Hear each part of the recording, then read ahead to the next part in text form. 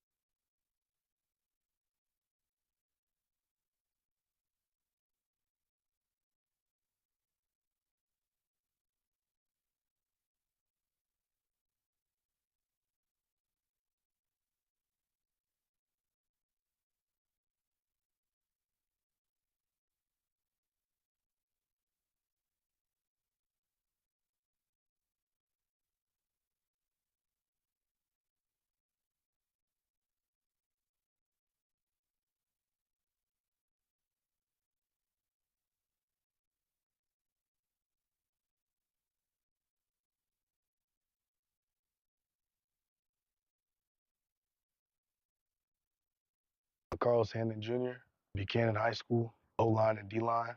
I would say my favorite part of high school football was beating Liberty Bakersfield. That excitement and that joy, like the last couple seconds, was the best part of football. Jesse Wright, Central East, O-line and D-line, winning the Valley Championship my senior year. Dallin Breckenridge, Kingsburg, California, safety and receiver. Going to Visalia after winning a football game to go eat. Elijah Dondare, Tyler, receiver and DB. My favorite part about high school football is just why I transferred, so meeting new people and being able to play with the guys at night. Angel Camacho, Riverdale. I played wide receiver and cornerback, winning a playoff game. Christopher Maldonado. I played at Washington Union, left tackle. My favorite memory is our first playoff win. My name is Max Zuniga, Washington Union. I play middle linebacker, just being able to hit people. Joseph Stevenson, Washington Union, wide receiver, kick return, and DB, scoring touchdowns. Aiden Chavez, Central High School. I play linebacker. My favorite part was probably just traveling with the team. When we went to state, it was fun. And winning Valleys was probably the best one, though. Jose Aguilar, Central East High School, defensive end, winning Valley, and going off to state. Anthony Torres, Central East, center. Going to Valley twice, but most importantly, one we won, and then going up to state and wishing we won, could have did better though. My name's Jack Nelson. I went to Clovis East High School. I played everywhere in the D line. Just the brotherhood and the friends that you made along the way. Jax Kuntz. Went to Clovis East High School. Played linebacker. My favorite part about high school football is probably that like everybody hates each other, on the field, and then later that night you can be friends. Josh Wilson, Clovis East. I play linebacker special teams. Definitely coming out on Friday night lights, and having the crowd there. It's just different atmosphere. Trace Symes, Clovis East High School, offensive line.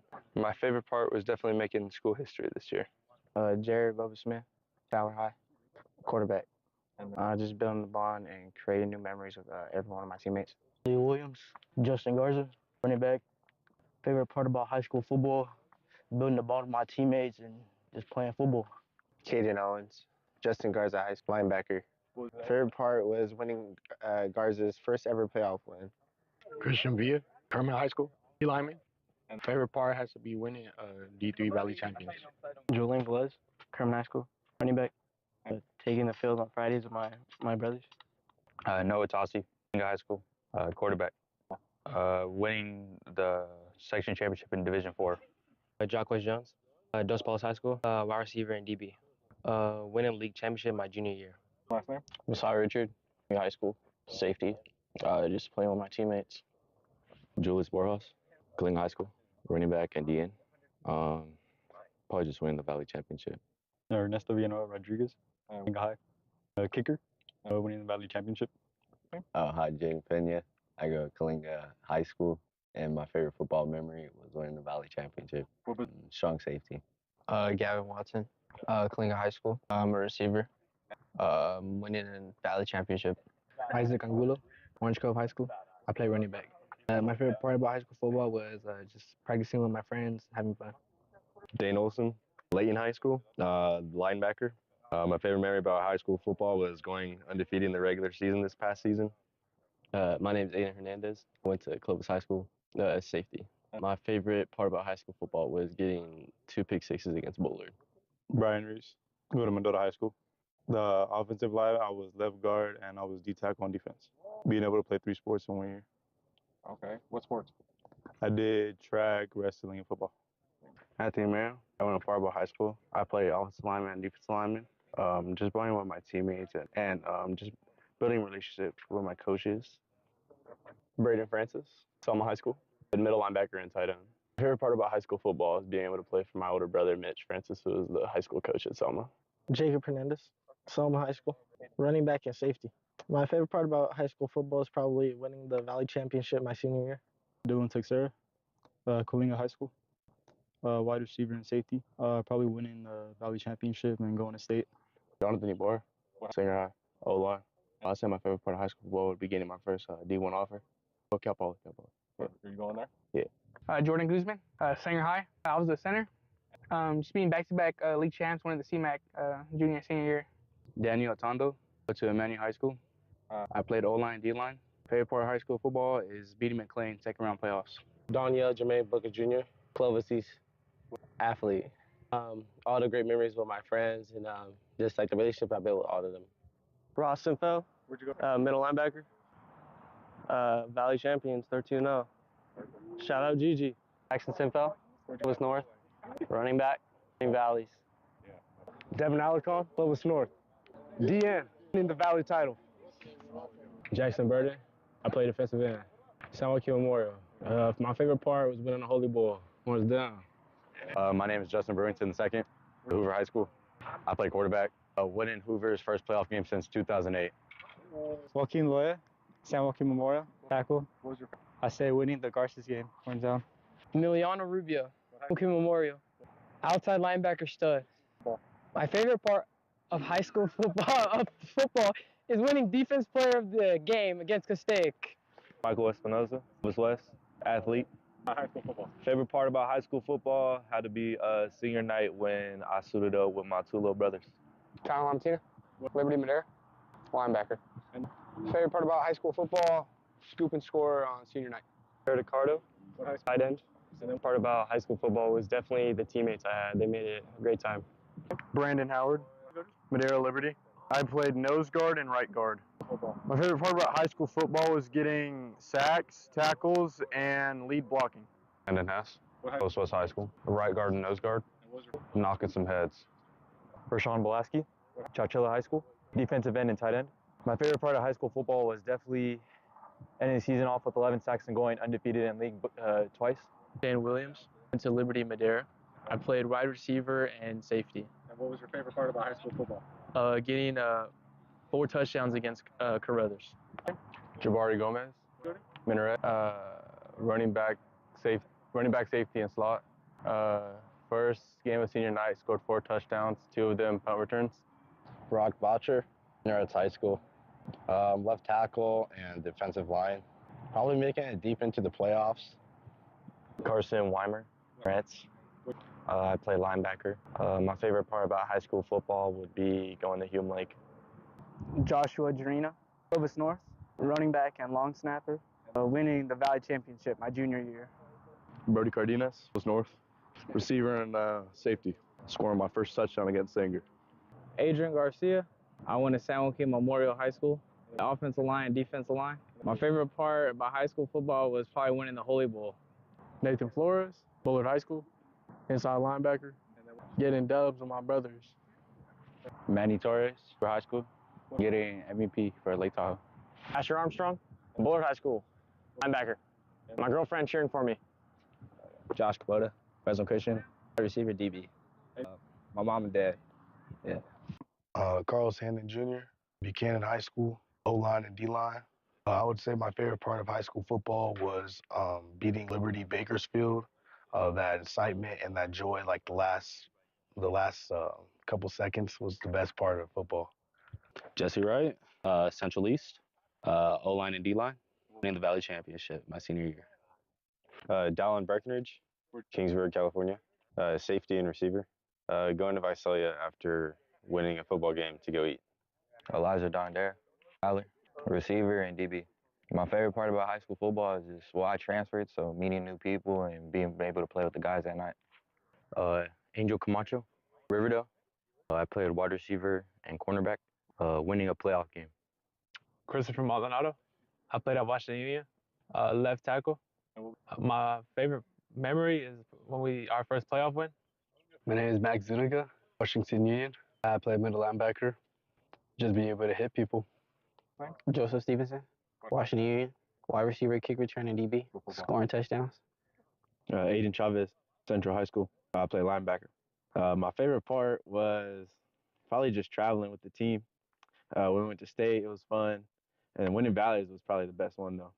Jose Aguilar, Central East High School, defensive end, winning Valley, and going on to state. Anthony Torres, Central East, center. Going to Valley twice, but most importantly, one we won, and then going up to state and wishing we won, we could have did better though. My name's Jack Nelson. I went to Clovis East High School.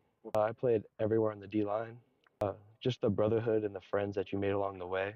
Jax Kuntz, went to Clovis East High School, played linebacker. My favorite part about high school football is probably that like everybody hates each other, on the field, and then later that night you can be friends. Josh Wilson, Clovis East. I play linebacker, special teams.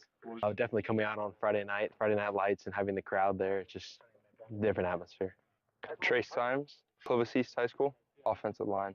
My favorite part was definitely making school history this year. Jared Smith, Tower High, quarterback. Just building the bond and creating new memories with every one of my teammates. Lee Williams, Justin Garza, running back. Favorite part about high school football, building the bond with my teammates and just playing football. Caden Owens, Justin Garza High School, linebacker. Favorite part was winning Garza's first ever playoff win. Christian Villa, Kermit High School, lineman. And favorite part has to be winning D3 Valley Champions. Julian Velez, Kermit High School, running back. Taking the field on Fridays with my brothers. Noah Tossi, High School, quarterback. Winning the section championship in Division 4.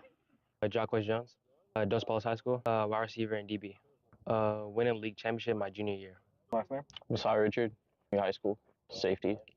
Just playing with my teammates. Julius Borjas, Killing High School, running back and DN. Probably just winning the Valley Championship. Ernesto Villanueva Rodriguez, High, kicker, winning the Valley Championship. Hi, James Pena. I go to Kalinga High School, and my favorite football memory was winning the Valley Championship. Strong safety.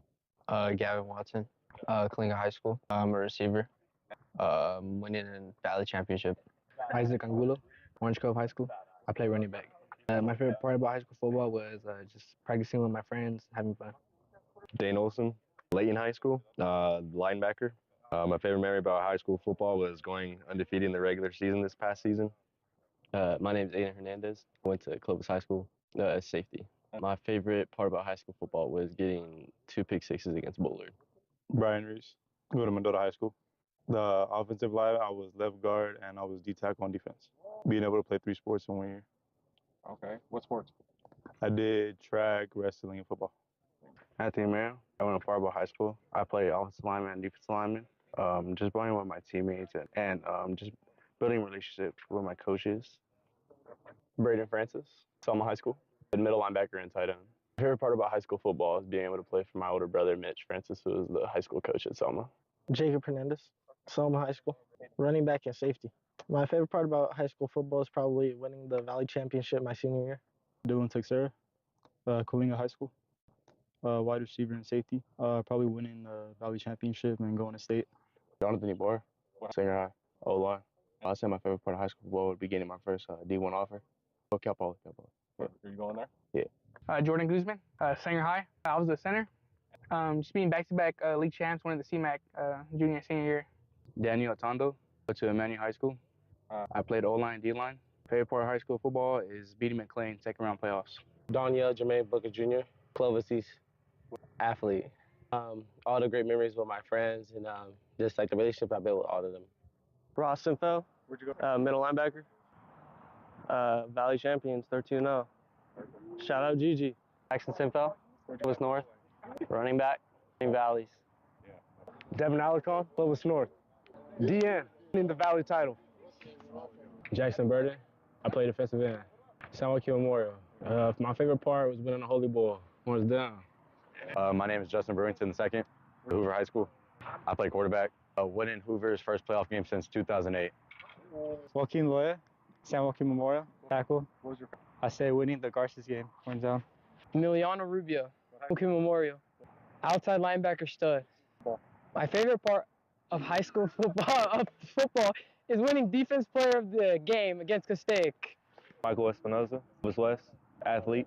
High school football. Favorite part about high school football had to be senior night when I suited up with my 2 little brothers. Kyle Lamartina, Liberty Madera, linebacker.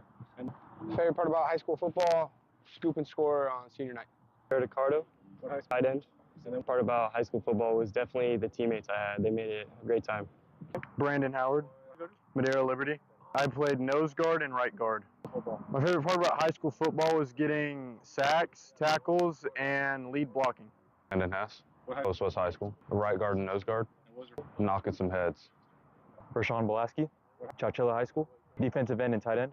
My favorite part of high school football was definitely ending the season off with 11 sacks and going undefeated in league twice. Dan Williams, went to Liberty Madera. I played wide receiver and safety. And what was your favorite part about high school football? Getting 4 touchdowns against Carruthers. Jabari Gomez, Minaret, running back safety and slot. First game of senior night, scored 4 touchdowns, 2 of them punt returns. Brock Botcher, Madera High School. Left tackle and defensive line. Probably making it deep into the playoffs. Carson Weimer, Reds. I play linebacker. My favorite part about high school football would be going to Hume Lake. Joshua Jarena, Clovis North, running back and long snapper, winning the Valley Championship my junior year. Brody Cardenas was North, receiver and safety, scoring my first touchdown against Sanger. Adrian Garcia. I went to San Joaquin Memorial High School, offensive line and defensive line. My favorite part about high school football was probably winning the Holy Bowl. Nathan Flores, Bullard High School, inside linebacker, getting dubs with my brothers. Manny Torres for high school, getting MVP for Lake Tahoe. Asher Armstrong, Bullard High School, linebacker. My girlfriend cheering for me. Josh Kubota, Fresno Christian, receiver DB. My mom and dad. Yeah. Carl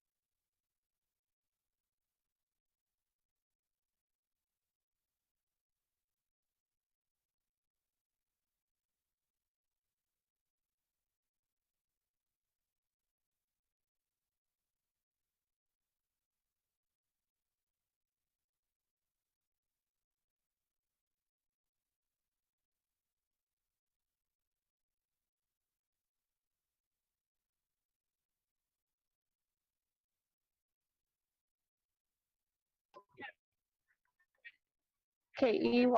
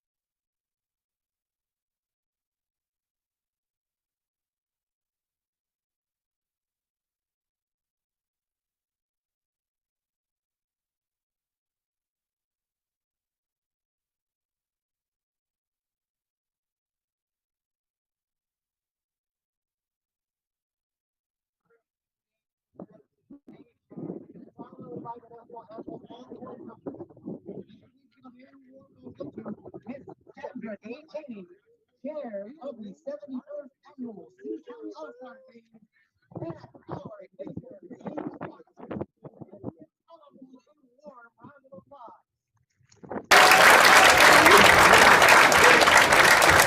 and let's please, while we get the microphone on the field, let's please welcome our game sponsors. Optimist International, Lemoore, USA, Golden One, Credit Union. Testing. John and Barbara Smith.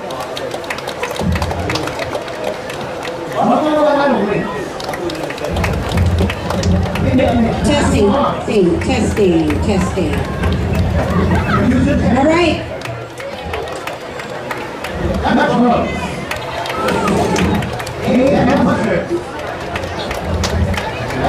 Oklahoma. Tennessee.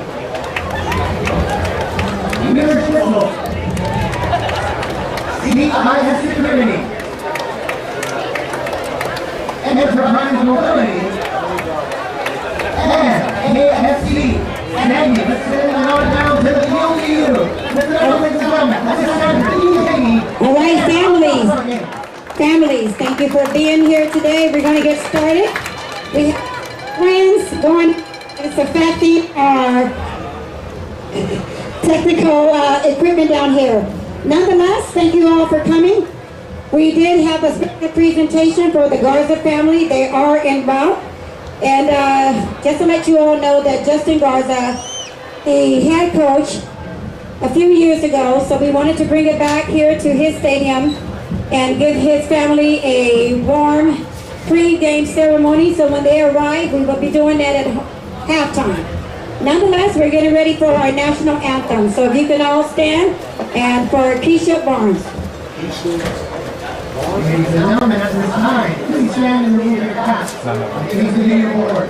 From the performance of our national anthem, today, Keisha Hurd. Oh, can you see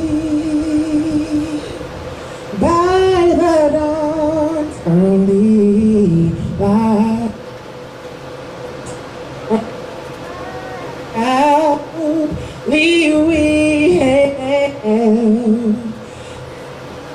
Twilights as gleaming, whose broad stripes and bright stars through the perilous fight o'er the ramparts we watch were so gallantly streaming, and the rockets' red glare, the bombs bursting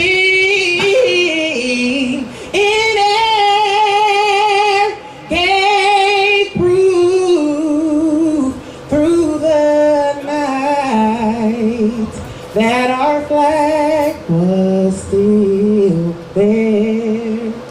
Oh, say does that star spangled banner yet wave o'er the land of the free and the home of the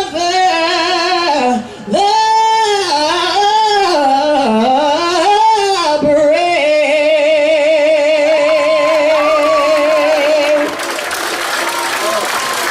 Thank you.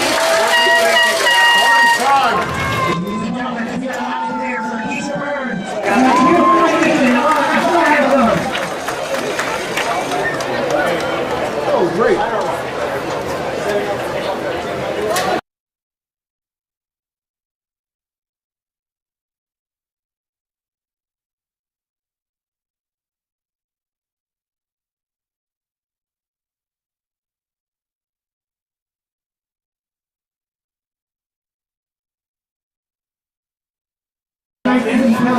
In the middle of the field.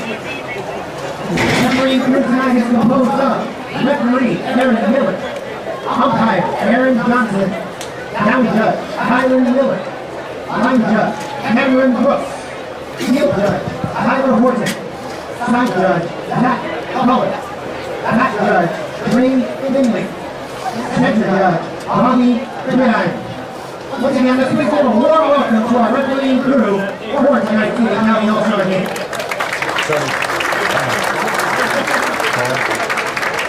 Do I need to tighten it? Like when I was setting it, it was like. Yeah, you can tighten it a little bit. Hey Tony, there's your foul, ref. Good.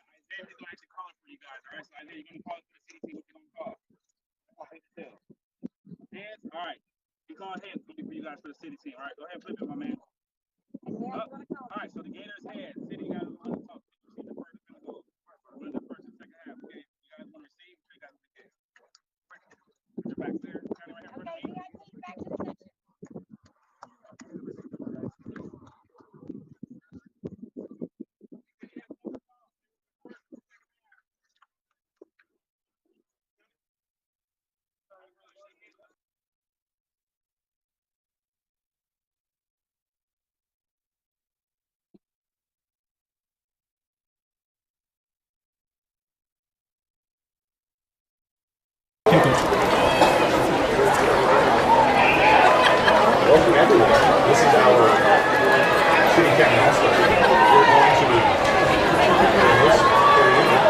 My name is Great to meet you. I'm your guy, Mr. DJ. Ladies and gentlemen, at this time, let's appreciate a very warm applause and gratitude to the office of County Supervisor Nathan Jackson. Thank you so much to Supervisor Jackson for providing us with the right to have a drone show, a post-game drone show for tonight's County All-Star Game. Let's hear it loud and clear from the office. Election of talent. County Supervisor Nathan Jackson. Thank you, Supervisor. A little bit of time to kind of get this. Great work. So I'm excited. Coached the two of these, so I know the flies that's going on as a coach. And here on the side, these guys ready to.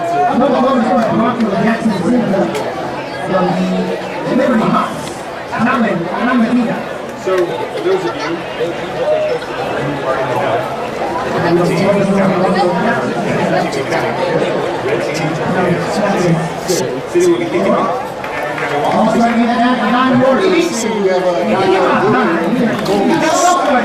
East High School. Booker this year had a pretty good year for the track champions of the city. Where we at? Booker this year came away with 517 receiving yards along with 7 touchdowns.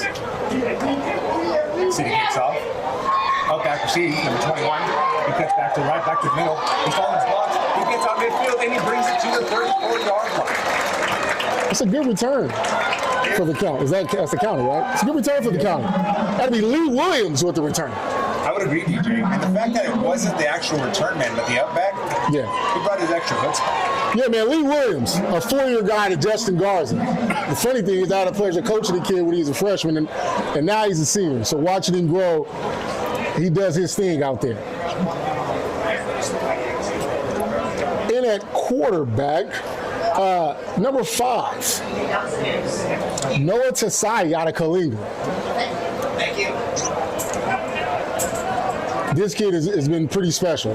3-year varsity starter, has compiled numbers that you would only dream of 8,945 yards, 101 passing touchdowns. He also will add in 527 rushing yards with 10 touchdowns. A 3-year starter that is also a Valley champion. Very impressive. I was actually watching him on the sideline with you earlier, and he actually has a nice little zip in his throat. Not only that, he seems to be a bit of a, not complete dual threat where he'll run and pass, but if he needs to run, he'll take it and go. Definitely. Being a quarterback yourself,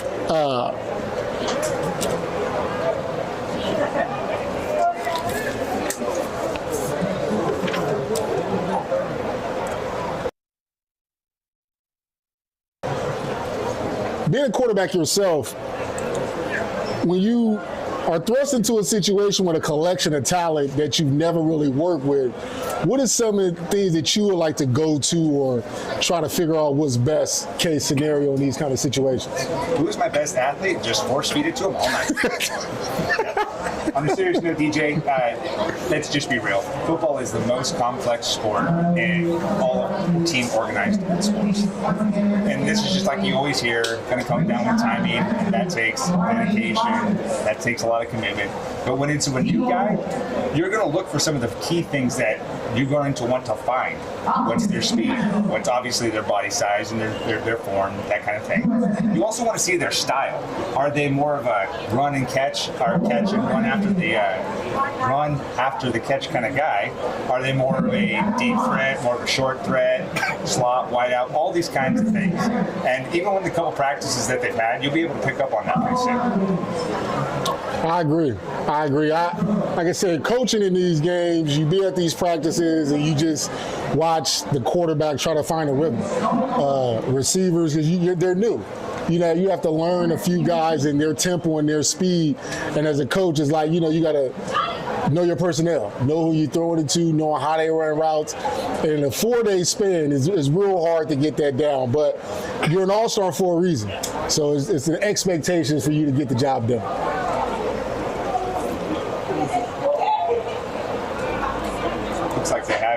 timeout going on or some confusion on the side. Yeah. Referee crew looking very stellar. And we'll be back after this break. I would say my favorite part of high school football was beating Liberty Bakersfield. That excitement and that joy, like the last couple seconds, was the best part of football. Jesse Wright, Central East, O-line and D-line, winning the Valley Championship my senior year.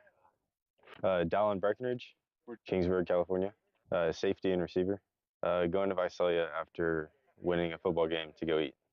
Elijah Dondare, Tyler, receiver and DB. My favorite part about high school football is just, well, I transferred, so meeting new people and being able to play with the guys at night. Angel Camacho, Riverdale. I played wide receiver and cornerback, winning a playoff game. Christopher Maldonado. I played at Washington Union, left tackle. My favorite memory is when our first playoff win. My name is Max Zuniga, Washington Union. I played middle linebacker, just being able to hit people. Joseph Stevenson, Washington Union, wide receiver, kick return, and DB, scoring touchdowns. Aiden Chavez, Central High School. I played linebacker. My favorite part was probably just traveling with the team. When we went to state, it was fun. And winning Valleys was probably the best one, though. Jose Aguilar, Central East High School, defensive end, winning Valley, and going out to state. Anthony Torres, Central East, center. Going to Valley twice, but most importantly, the one we won, and then going up to state and wishing we won. We could have did better, though. My name's Jack Nelson. I went to Clovis East High School. I played everywhere on the D-line. Just the brotherhood and the friends that you made along the way. Jax Kuntz, went to Clovis East High School, played linebacker. My favorite part about high school football is probably that, like, everybody hates each other, you know, on the field. And then, you know, later that night you can be friends.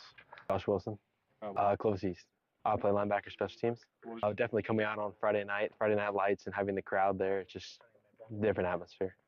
Trace Symes, Clovis East High School, offensive line. My favorite. And we're back. It appears the confusion had to do with the chain gang, DJ. Yeah, that's not good. It's not good. I'm gonna need my guys to make sure that that's settled before the game.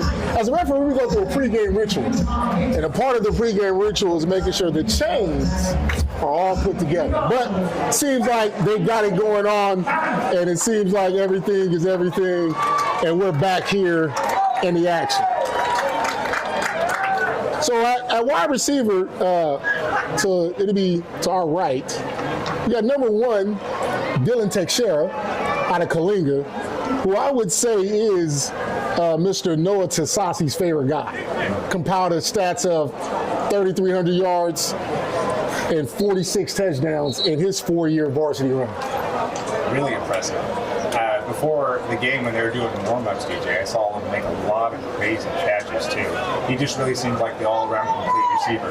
Good hands, good routes, good speed. And here we get going, guys. County starts on the 35-yard line. They come out in the 4-receiver spread formation. Running back to another toss to the right. And the city matches with a cover 3 look. I would say I think they're in a 3-4 over type vibes. Got motion at the bottom. Touchdown snap. He pitches it back to the number 6. He cuts it to the right. He follows his block. He brings it up to the 45-yard line with a 10-yard gain. That's a good run by Mr. Booker. A little fly sweep action to start off the game to calm the jitters and get things moving. Yes. They come out, no huddle, DJ. Still in the same formation, trips left. Noah takes the snap, gives a little hitch through to the 0 receiver. Have a little smoke screen. He follows his block, gets a really good block, swings it up about 7 yards. I'm going to go on record to say that DB did not like meeting that left tackle. Dad did not look like a fun time between the two. There was no real pleasantries and hellos in that situation. Nah, they meant business and they brought it. Yeah. it's very interesting to see in an all-star game a hurry-up offense. That usually takes a little continuity and time. I to be perfectly honest with you, I'm not just blowing smoke with you. I was saying the same thing. So it looks like that was a 9-yard gain, DJ.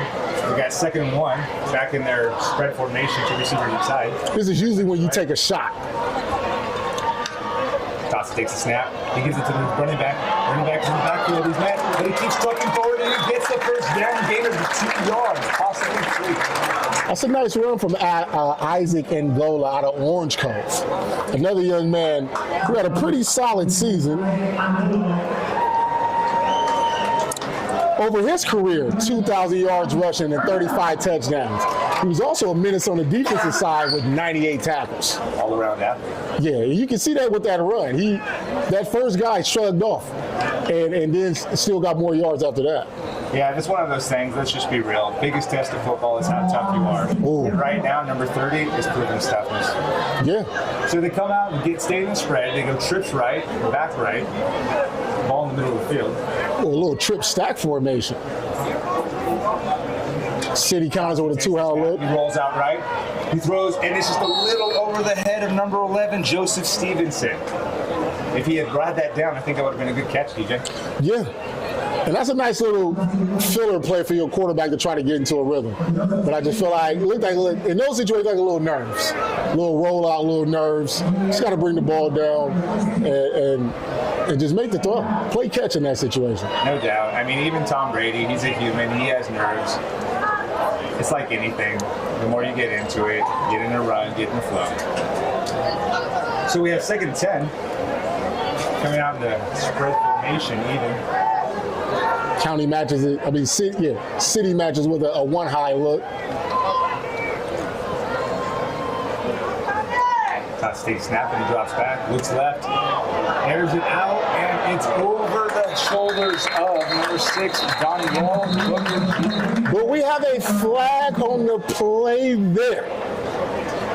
Looks like, I'm going to say holding, but it could be possibly a PI. I'm going to say holding too because I think it was thrown before the ball had even gotten to the receiver.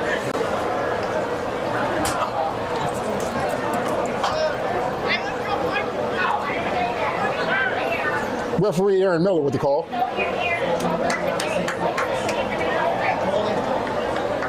So we have holding on offense and defense. The play is offset and we play 2nd down. So for those who are new to the game, when you have penalties on multiple sides of the ball, both offense and defense, you call it just nothing happened, and we just redo everything as if nothing happened. So we got 2nd down now, 2nd and 10. Ball's on the 46-yard line. Correction, 44. And it comes out and spread. Now Tassi takes a snap, looks right. Those are 2. Number 1. That's his guy. And he's clocked out of bounds. A little hurdling action there. And it comes out and spread. So we get the ball here. He catches it. Give it to me. Let me do this on you like that. You gotta keep your head up, baby. You gotta keep your head up. Tupac said it best. You gotta keep your head up. Baby, don't try. Even when the road is hard, I never gave up. So now that brings it to 1st down.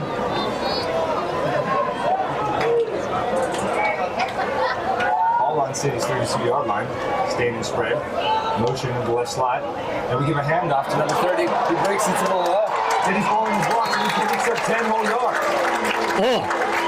I love a little jet sweep counteraction. Nothing like it. It gives an illusion that we're about to run a jet sweep because remember the first play of the game, Braden, we got a little jet sweep. So now we're drawing the eyes of the defense.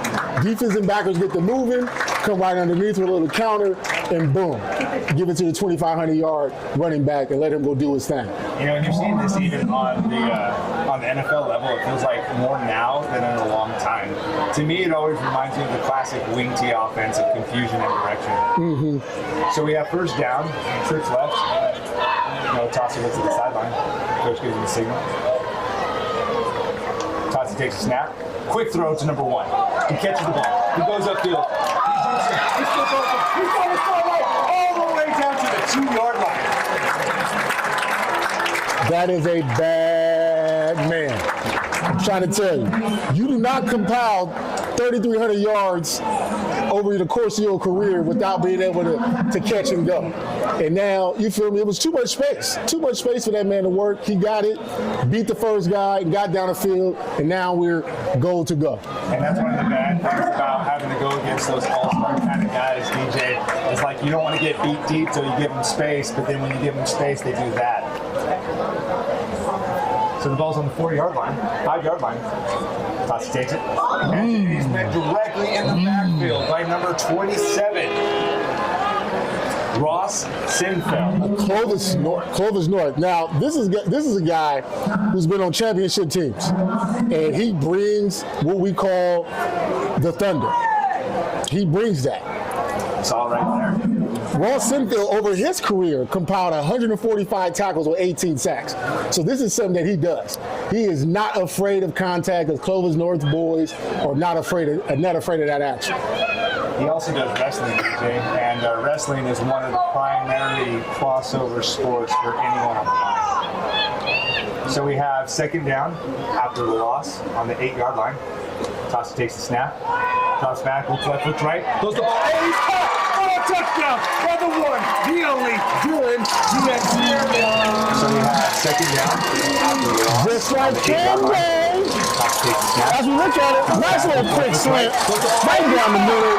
Nothing like a 3-step slant in the red zone. That is what we call bread and butter, baby. That's what they do. They've been doing this all season. They've been doing it for the last 3 years. And look, just like in an all-star game, why not give it to my guy, and we're going to go score this ton.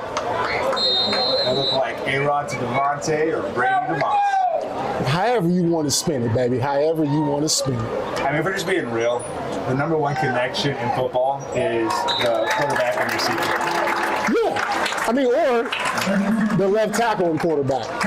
And as far as, you got my back, no doubt. Like, I just mean as far as the amount of time, chemistry needed, all those kinds of things. Now we're going to go to a break. See ya. History this year. Jared Bubba Smith, Tower High, quarterback. Just building the bond and creating new memories with every one of my teammates. Lee Williams, Justin Garza, running back. Favorite part about high school football, building the bond with my teammates and just playing football. Caden Owens, Justin Garza, high school linebacker. Favorite part was winning Garza's first ever playoff win. Christian Villa, Kermit High School, lineman. And favorite part has to be winning D3 Valley Champions. Julian Velez, Kermit High School, running back. Taking the field on Fridays with my brothers.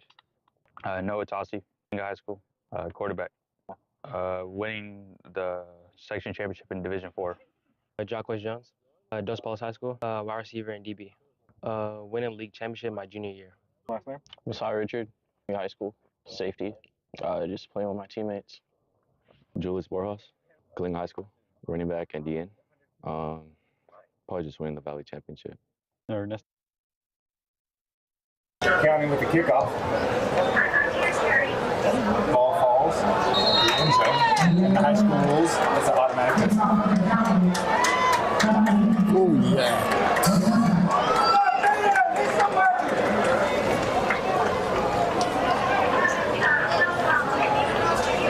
City will take the ball at the 20-yard line.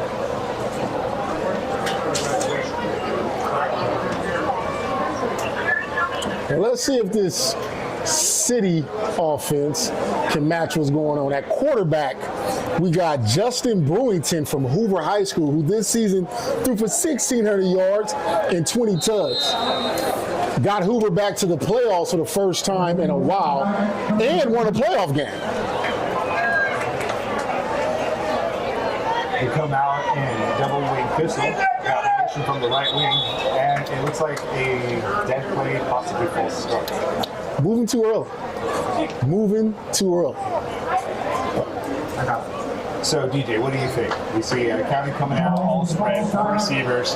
City comes out with 2 wings, tight ends, if that's what you want to call them, and pistol. Yeah. I think it's going to mean they might favor run or pass run. I think it's going to be more of a surprise. I think it's going to be one of those situations where they look like they're going to go heavy, but then try to find something over the top to try to get the defense to be thinking more run heavy, and then try to hit them something over the top. Yeah. They brought in one of my favorite players out here, number 10, Amani Sua, who's in at the other up back. We got a little action. Catch it back and gets a pull of, it looks like 10 yards. At least 9, yeah, 10 yards. Looks like the running back number 4, David Bell, out of Memorial, who this year ran for 764 yards and 10 tugs. The little man looked like he got a little bit of burners on him, and he can get to that sideline and make some things happen. He looks like, DJ, if we talk about, there's obviously different kinds of receivers, different kinds of quarterbacks based on their build and their play. And he looks like one of more of those speed scat backs. Would you agree? Yes, sir. Come out in double back formation, tight end on the left side. Takes a snap. It looks like he's going down the sideline to the right. He's all over the blockers. He goes to the sideline and he actually able to get out a total of 15 yards. My man Justin. Takes a snap. It looks figured it out. It almost looked like a disaster. Turned it into something special. He didn't panic. He stayed composed, and he made something out of nothing. We definitely stayed composed, and that makes one of us, as I trip over my words, DJ. But they got a total of, it looked like 15 yards on that scamper. Now they have a first down and 10. They're on their own 44-yard line. I would go with the same messed up play again. Keep it backyard. I told you. See, in that situation, right, when you're kind of paying attention to it, he had the momentum to pull because the DN was really crashing hard because they anticipated the same play. And they went back to the same play. He should have just pulled it and kept them honest and got around that corner, because by that bobble was the same reason why they were able to get around the edge the first time. But I will say this. Clear opportunity from God. Time in high school, so I'm grateful. Grateful for it. First but not the last one for the game, right? Hopefully not the last. I hope not. It'd be nice to score some more, but my teammates got to get some love too. So. See where they come out now. Got the pistol here with the up back. You got pistol truth, right? Tight end and the wing. Takes a snap. Play action. Looks right, looks left. Throws it up to the right. It's aired out there, and it's just.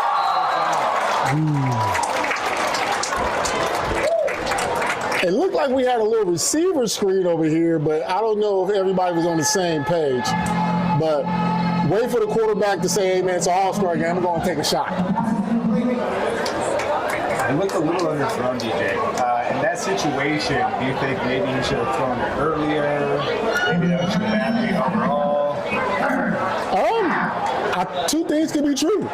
Could have thrown it earlier, and could have been a bad read. But I also think he threw it more towards the sideline, to where it's either my guy can go get it or it's out of bounds. So you lose into like a no harm type of situation. Come back and double his pistol. 6 takes his play action right over the middle, and it's a big catch by the tight end. Number 87 no harm type of situation. Come back and double his pistol. Looks like number 87. Nice little catch over the middle. The young man would say in these streets, you just got mossed. Because that was I'm going to go get it while you stand there and watch me go get it. And that'd be Jonathan Reynolds from Buchanan High School.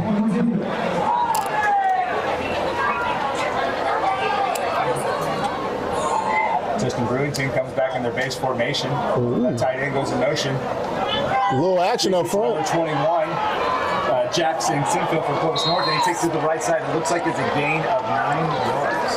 Now, Jackson Sinfield is not allergic to running the ball. Over his career, he compiled total numbers of 3,600 yards rushing with about 35 touchdowns, along with a CIF title. Very impressive. Clovis North runs the ball, and they run it very effectively and efficiently. No, I watched it this season when they played my alma mater, Clovis High, and ran it down their throats. I think I refed that game, and it was very, very. Blame you guys. It was awful. Yeah, it was very taxing, to say the least. Wellington takes the snap, hands it off to his running back number 21, takes to the left side, gain 2 yards, and that was Jackson Sinfield again. One thing I'm noticing is that both of these O-lines are massive. These is what you call the best of the best. these are not old lines that you really want to be friends with. These are some big boys out there. No doubt. I heard even some of the audience members before talking about different sizes of the receivers, DBs, things like that. But when it comes to the trenches, both of these got lines on big guys.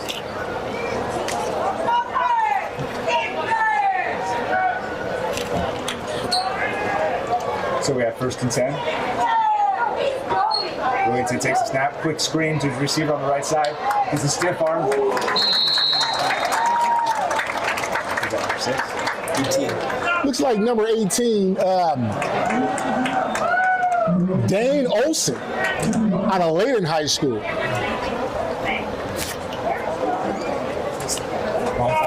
Oh, wrong side. That'd be the wrong name there. I'm sorry, my peoples. That's Joshua Kabuta, Fresno Christian. Very interesting. He's an 8-man guy. Fresno Christian plays 8-man, which is what I've heard through sources is they'll be transferring to 11-man this year. For those that don't know, that's actually People's Church. They're the captain. And he's not known to be a receiver. Willington takes the ball, play action, then he runs at quarterback draw. Willington is met hard by number 9 of the defense, Joshua Wilson of Clovis East.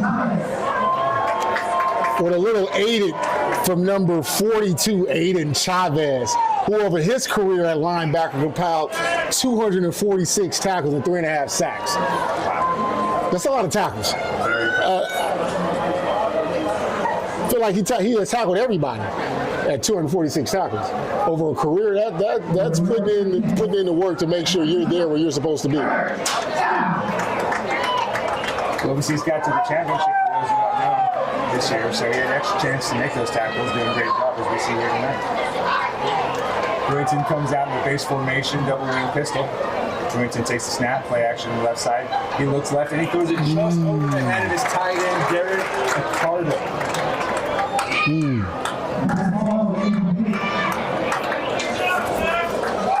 Looked like a good read. Ricardo was wide open.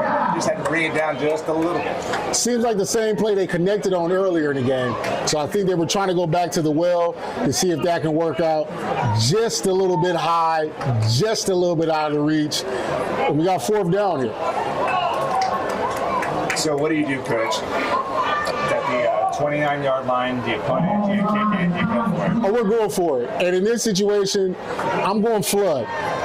Give my quarterback an opportunity to do a run-pass option. And if we get a smash concept on that right side, that'll allow for us to high-load a situation where we can get somebody at the sticks and somebody a little bit further from the sticks. So I'm interested to see what they call here. Willington takes a snap, he drops back. He throws it to his running back just behind the hands of number 4, David Bell, the Santa Cruz. Interesting play call there. I don't feel like they really gave their team an opportunity to get that first. Quick check down because the rush was getting there, but hey, County stepped up, got the stop, and now we're 1st and 10 the other way. To be honest with you, DJ, I feel like that was a bit of a predetermined throw. He already knew where he was going to go before the snap of the ball. And even if he was going to go there, my future thought would be maybe let it develop a little bit, let him get a little further downfield. And obviously you want to put it in front of him. And even to credit to your point, when you have a predetermined throw and then you get the pressure in your face, now you're even going to rush that throw a tad bit more. So maybe if you didn't have it predetermined, you probably would have saw something, probably would have replaced the rush.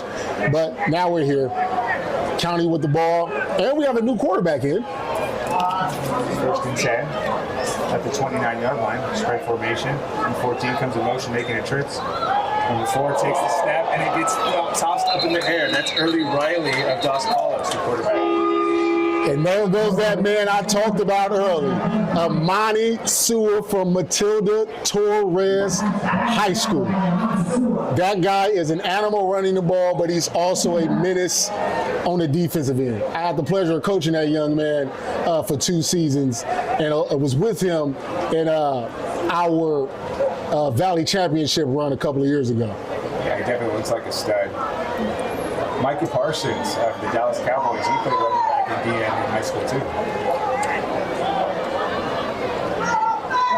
We have 2nd and 10. Spread formation, running back to the right.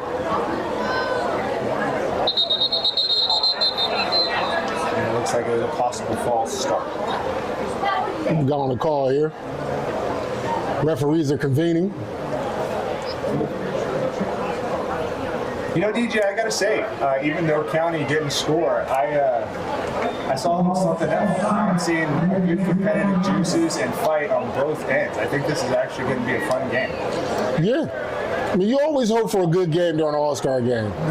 You don't want a game where it's 6-0 because that's not fun. And then you wouldn't want a game where it's 28-0 and that's not fun. You want something... Unless I'm playing you, Matt. Yeah, but that wouldn't happen either because I'm what you call a goat and you are a sheep. So it's okay. Shots fired. Oh, speaking of GOAT, at the end of the game, we will be announcing the GOAT player of the game. And hopefully everything pans out to get a good consensus of who that is. Will Riley took the snap on that play and he threw it over the head of his receiver, number 6, I believe.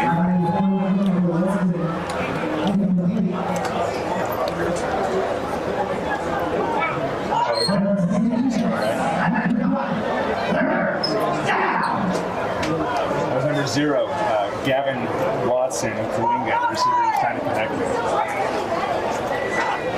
So,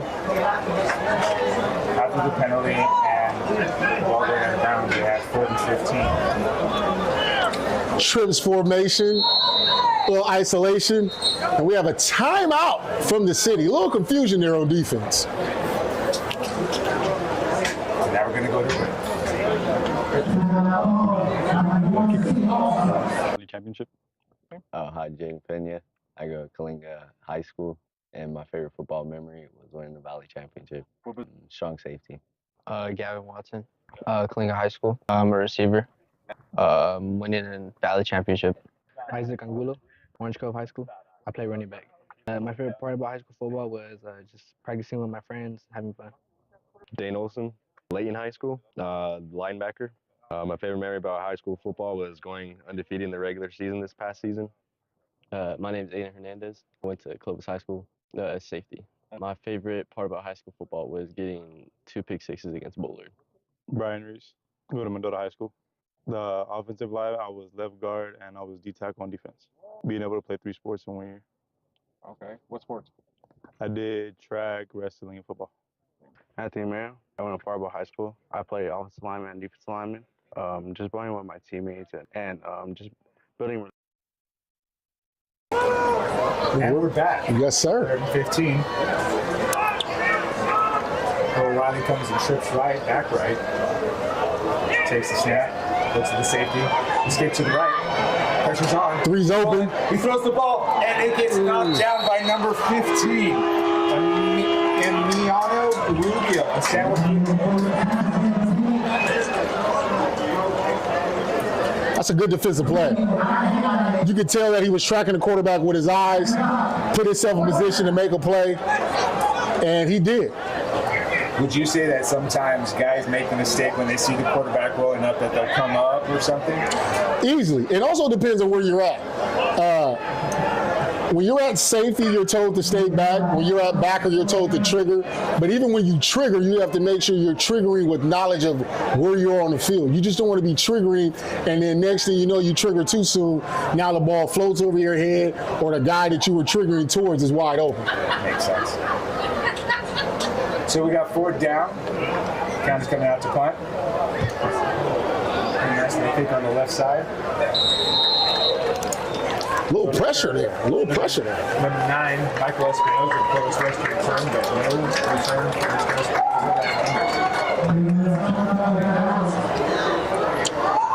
for Michael Espinoza is a guy that probably could have got a little busy. Over his career, he's compiled 548 yards and 3 tugs. So maybe if he'd have touched the ball, it could have got a little interesting out there. Also, we see him later tonight sometime. it's always interesting. Like, how is that too when you do these all-star games? Like, who's going to be the return guy? Like, how do they divvy it up? Do you have any idea? As a former coach, what you do is you kind of ask. We held like a tryout. We just let people go back there, field, and then got a feel for it. But then sometimes we just kind of let kids be kids. Good timing left, split back. Takes the snap, throws it to the right side, just over the head of his receiver. Number 14. That was for Emmanuel Solis of Madera. Emmanuel Solis, good year this year and helping Madera reach the playoffs again. He had over 438 yards receiving and about 5 touchdowns. So it's not a bad target to go to. It looked like he beat him too, DJ. Got to give a kid a chance, though. Same formation, tight end left, 2 backs. Takes the snap, gives it to his running back, to the right side. He's in the backfield. Number 21 is in the backfield, Jackson Smith. That's a great tackle by number 44 from County. Jack Nelson. That just sounds like a football name. And that sounds like a linebacker DM. If there's one thing I will say about Clovis East, even though they are sworn my own daughter, Clovis High, they've always had good tackles, good hitters. They've always been tough to. Yeah, Jackson Nelson over his career, 100 tackles and 15 sacks. So he's not allergic to going in and messing up your play. The thing that you had designed, he said, I got that. A little confusion. Maybe this is a trick play. I was kind of thinking the same thing. But then I see both receivers move. Oh, it's a timeout. Timeout there. A little confusion. And now we're going to go to break. We'll see you when we get back. I was thinking trick play. Middle linebacker and tight end. My favorite part about high school football is being able to play for my older brother, Mitch Francis, who is the high school coach at Selma. Jacob Hernandez, Selma High School, running back and safety. My favorite part about high school football is probably winning the Valley Championship my senior year. Dylan Texera, Coalinga High School, wide receiver and safety. Probably winning the Valley Championship and going to state. Jonathan Lemoore, Senior High, O-line. I'd say my favorite part of high school football would be getting my first D1 offer. Cal Poly. Are you going there? Yeah. Jordan Guzman, Senior High. I was the center. Just being back-to-back league champs, winning the CMAC junior and senior year.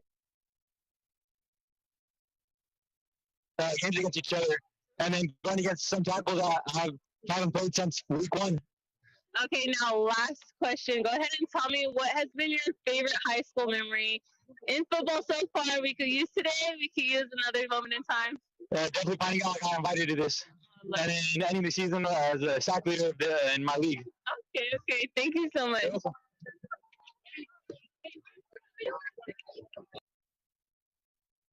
And we're back. Lewington comes out, snaps the ball, gives it to number 21, and it looks like it's going to throw it. Looks like a halfback pass, and he's taking it up the sideline, and catches it, but just out of bounds. Not a bad throw by Jackson Simcoe.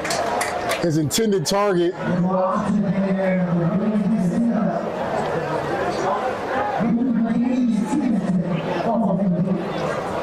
By the way, guys, to the audience, apologies if there's a little bit of delay. It's hard to see their numbers. We can see them easily on the back, but the front, not as much. So that was intended target number 0, Davion Stevenson of Chowchilla.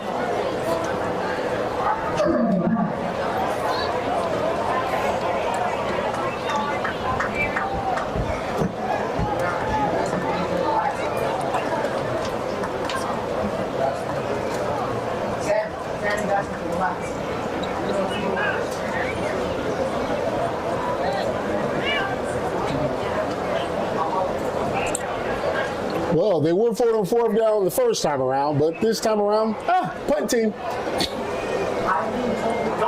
Who's back D to return? So he comes out in punt formation. Flag on the play. Delay the game by City. They're going to back it up by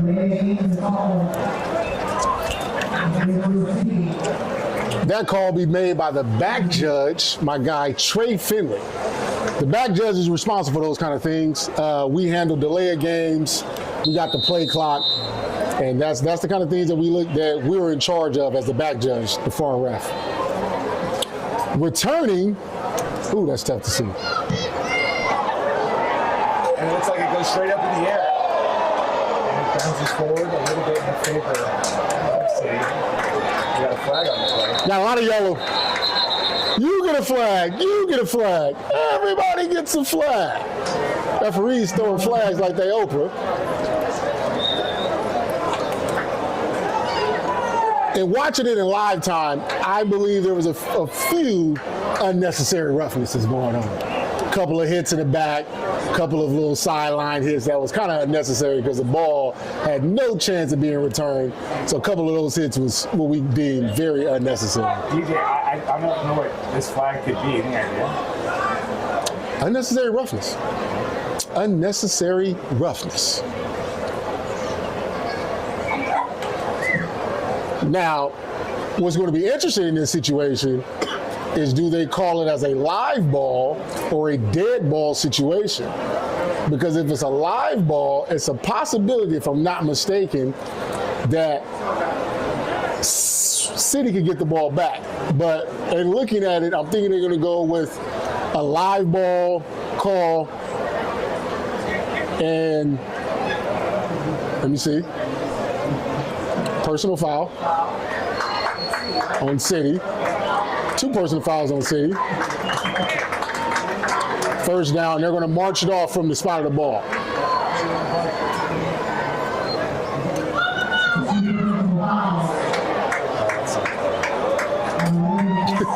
It does help out a lot. And the school said, "Let there be light."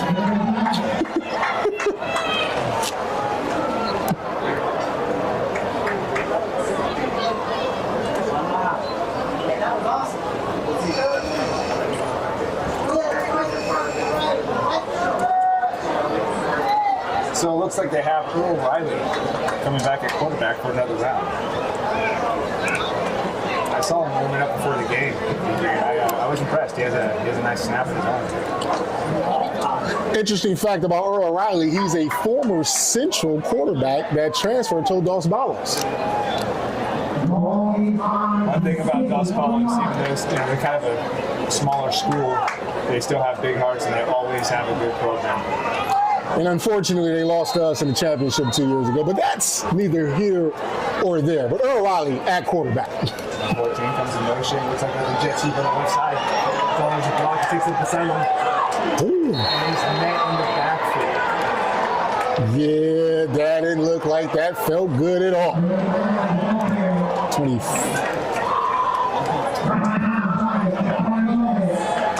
So that was DeRay Bland of Sanger West who had the jet sweep. He was met. Can't get the number. I think he was met by a couple of guys. I mean, it looked like a good run. It looked like he definitely has the athleticism and speed. Just the blocking wasn't there. Had an opportunity to ref one of Sanger West games this year, and DeRay Bland is as good as advertised. If he can get the ball, he can get a little wiggly. He's very small in stature, so he can hide behind the blockers, but in that time, he was on the open field where everybody can see him. So that's a loss of 2. We got 2nd and 12 right now for County. With the space here, time. Quarter. One break right now. We'll see you guys.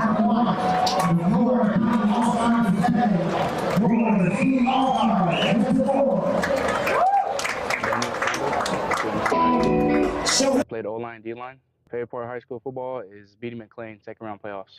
Danya Jermaine Booker Jr., Clovis East athlete. All the great memories with my friends and just like the relationship I built with all of them. Ross Sinfeld, middle linebacker. Valley champions, 13-0. Shout out Gigi. Jackson Sinfeld, Clovis North, running back, in Valleys. Devin Alarcon, Clovis North. DN, in the Valley title. Jackson Burden, I play defensive end. San Joaquin Memorial. My favorite part was winning the Holy Bowl. Once down. My name is Justin Brewington II, Hoover High School. I play quarterback. Winning Hoover's first playoff game since 2008. Joaquin Loya, San Joaquin Memorial, tackle. I say winning the Garces game, corner zone. Emiliano Rubio, Joaquin Memorial, outside linebacker stud. My favorite part of high school football is winning defense player of the game against Castaic. Michael Espinoza, Clovis West, athlete. High school football. Favorite part about high school football had to be So we got 2nd and 12 for counting. They come out in spread formation. And another something by the ref. You got offsides. You got offsides. Brayden, talk to us about what a good hard count does for you, and why is that important to have in your arsenal? No doubt. I mean, the king of it all is Aaron Rodgers, and you see it, man. He just lives by it. I mean, the biggest thing is you always have to be on the same page with your offense. But the thing about quarterback, there's a lot of acting involved. Play action, all that. And that's one of the things with your hard count is that you can really, if you're a good actor, make something happen with it. So that was number 6, Daniel Booker of Clovis East with the catch. He was met fast by the defense of City. But they only gained about 2 yards. That is a very impressive open field tackle right there. Not too many times this season, Mr. Booker was brought down by the first defender. So that was a wonderful tackle right there. Want to get the number. DJ, would you agree that's one of the biggest tests of cornerbacks? It's like they all want to be known for being able to cover the deep ball and go with the receiver wherever they have it. But actually making tackles, would you say that's always the corner? Yeah, because people pick on corners because they feel like they can't tackle, especially in the open field. So to be able to make open field tackles as a corner is a testament to how good and how great you're going to be. Come on, trips left. Brewington most to the left. Talks down number 11, who catches it, takes a look at the field, breaks the tackle, breaks another tackle. That was a hard-earned 5 yards, DJ. So when we look here into how good and how great nice little flood play we got going here. Quarterback kind of throws off his back foot, gets it to the guy, he shakes the guy, down the sideline. I'm going to go fight for these because I need this. Stevenson, the receiver who have that, definitely has that extra to get the yards after catch. Some guys, they're more of deep guys. Some guys are more of yards after catch. This guy looks more balanced, but he showed his yards after catch skills right there. So we got 4th and 1, DJ. What do you do, Coach? I'm coming out with a hard count. I got him earlier. I'm going to do it again. I'm going to come out with that. And when you think about it, because it's a short yardage, they brought in their bruiser, the power back, Lee Williams. Takes the snap. Keeps it. And then McLane in the backfield. This is a turnover in down. Number 44.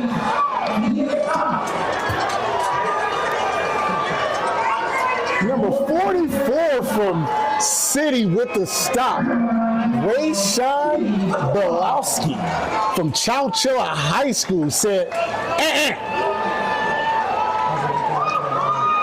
Yeah, DJ, it looked like they all crashed down on Earl Riley, the quarterback. And you gotta fake it, but they were not buying it. Yeah, Rayshawn's not afraid of this stuff. Over his career, 97 total tackles, 10 sacks, and 6 fumble recoveries. So he's about that action, boss. City comes out, hands the ball off. And he keeps it, goes down the left side, following his block, and he's breaks away. He's at the 20, the 15, the 10, the 5. Touchdown, City! Do your thing, Justin! Nothing like a great little read option. And when we take a look at the play here, do your thing, Justin! They were able to get a lot of yards on this here read option. If you go back to the first quarter, they ran this play and they fumbled and it didn't work out. They ran this play again, and I said because of how hard the defense was crashing down, you will allow you to pull and go. And on that play there, that young man pulled it and got busy and broke away for that looked like about a 60-yard touchdown run. Nice way to wake the game up, and now we're at a tie ball game. Super impressive, DJ, no doubt about it. And just like we were saying, I think that was a result of plays on other plays with the jet sweep, with the zone read. And he finally took it, and that's the first time we've seen we've seen the quarterback take it without actually having it, with having it planned. All the other runs or moves he had before were just improv. And this is a designated run, and it's going to keep everything on the defense on their heels next play. Beautiful run, beautiful play call, beautiful execution.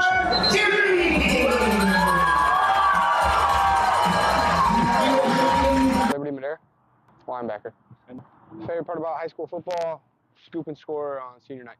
Ricardo, tight end. The part about high school football was definitely the teammates I had. They made it a great time. Brandon Howard, Madera Liberty. I played nose guard and right guard. My favorite part about high school football was getting sacks, tackles, and lead blocking. And then Hess, Coast West High School. Right guard and nose guard. Knocking some heads. Rashawn Belaski, Chowchilla High School. Defensive end and tight end. My favorite part of high school football was definitely ending the season off with 11 sacks and going undefeated in league twice. Dan Williams. We have a time game. City comes out to the kick. Ramona with the kick, and he misses. That's interesting. Can't say that I've seen that. Is it the wind, or did he just miss? Who's back deep? You got Mr. Booker, Clovis, and is that? Can't really tell. To kick it again. Connect straight drive down the middle. Stevenson with the return with a bobble. Lost his footing, but maybe that's a setup. Maybe he shouldn't have set that up. You get Ross Sinfeld, the running back. Again, Ross is not afraid of tackling. The man has been a tackling machine his whole high school career, and now on kickoff, he's letting you know, this is what I do.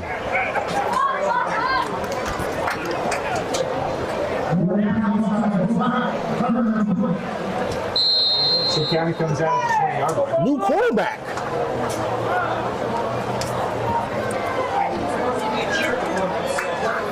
Number 12, Gerard Bubba Smith of Fowler. This is the first time seeing him. Comes out and spread, running back right.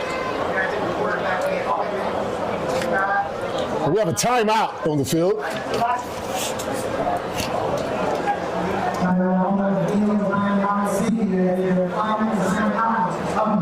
Getting 4 touchdowns against Carruthers.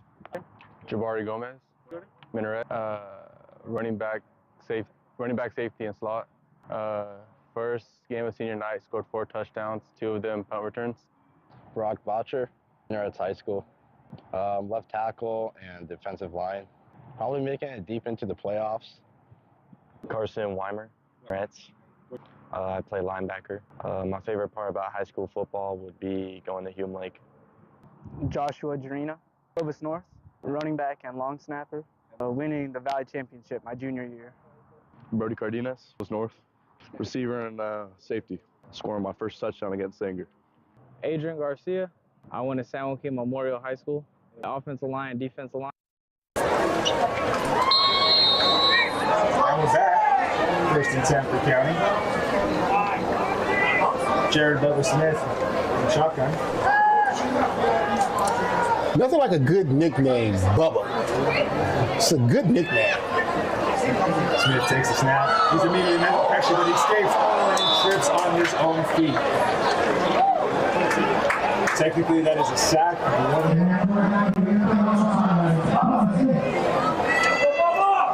Yeah, Bubba this season had 2,150 yards passing, 25 touchdowns, and a good season for Fowler.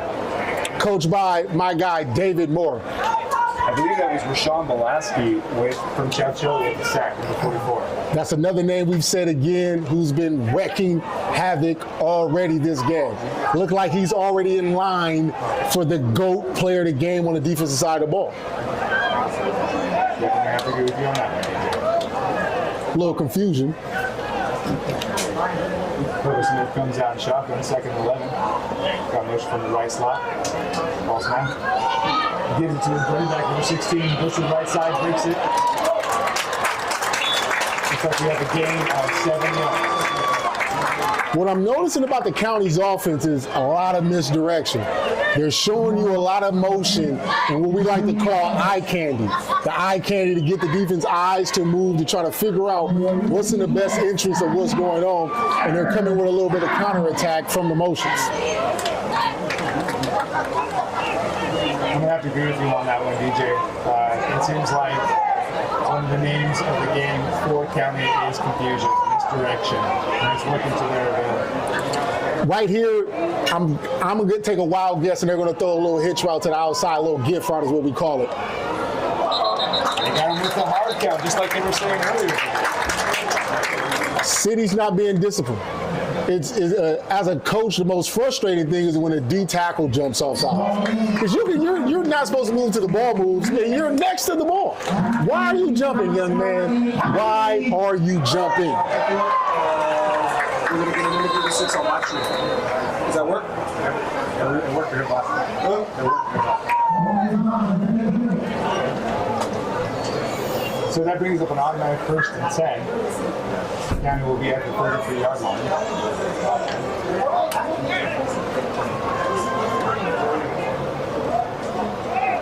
They stay in spread, trips left.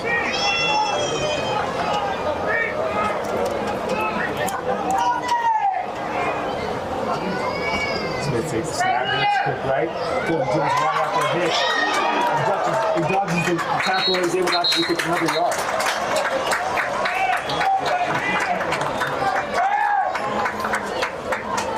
That's number 3, Jaquez Jones from Dos Palos. Who's compiled over 929 yards and 12 touchdowns in his career. Earlier, the play before, kind of called it. A little hitch route to the outside. I'm looking at the DB being a little bit too far off, and when you got Alfies out there, we're going to throw that thing what we call a gift route more likely than not to make sure our guys getting the ball and we're moving the sticks. No doubt about it, DJ. Jones made a great move too. Open field. He was able to even pick up another yard with missing the tackle. Single high look, looking like a lot of man coverage. We're using it to take a blitz. He breaks the tackle. He's still going. He turns it up left and he is dropped down by number 32. Looking like a lot of man coverage. We're using it anticipates a blitz. Carl Davis. He breaks the tackle. With a name like Bebo, you being a dual threat quarterback only sounds right. He's out here doing his thing. He can throw the ball, he can run the ball, and that's just what he does.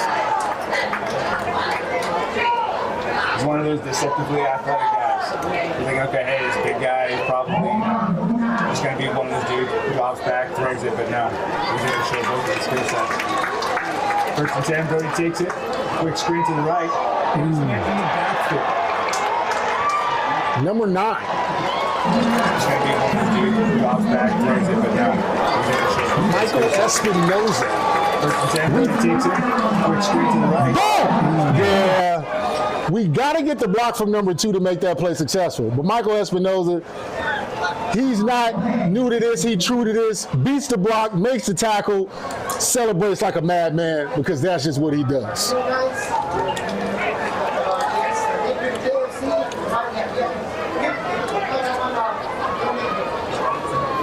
What I've noticed is City going to more of a man-to-man approach.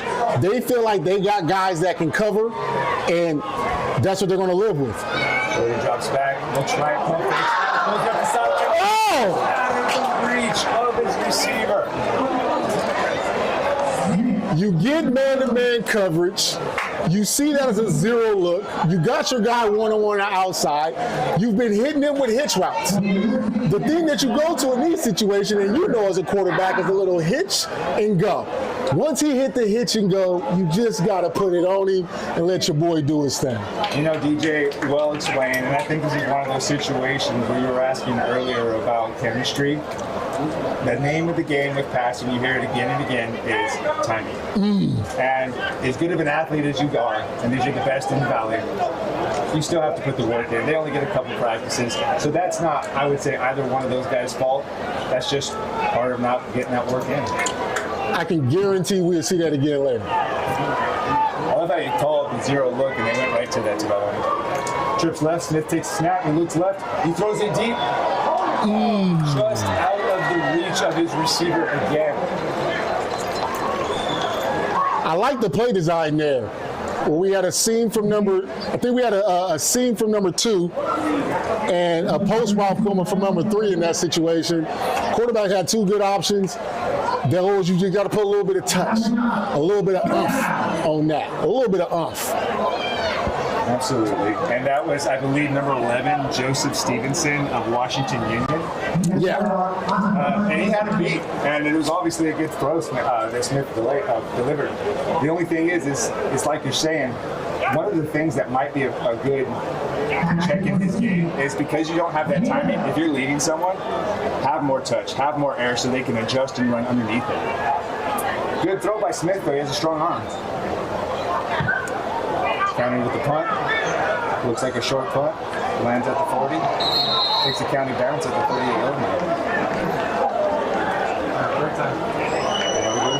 38 was probably winning the Holy Bowl. Nathan Flores, Bullard High School. Inside linebacker. Getting dubs with my brothers. Manny Torres for high school, getting MVP for Lake Tahoe. Asher Armstrong, Bullard High School, linebacker. My girlfriend cheering for me. Josh Kubota, Fresno Christian, receiver DB. My mom and dad. Yeah. Carlos Handon Jr. City ball, they come out 38 there, 38 up. They go with that tight end, 2 guys drop on set. Justin Brewington takes the snap, he fakes it, and now he's going to the right side. Clovis is blocking his head.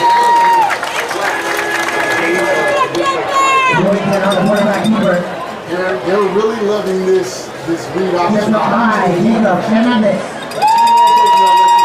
Two running backs and 1 tight end and 2 receivers on the field.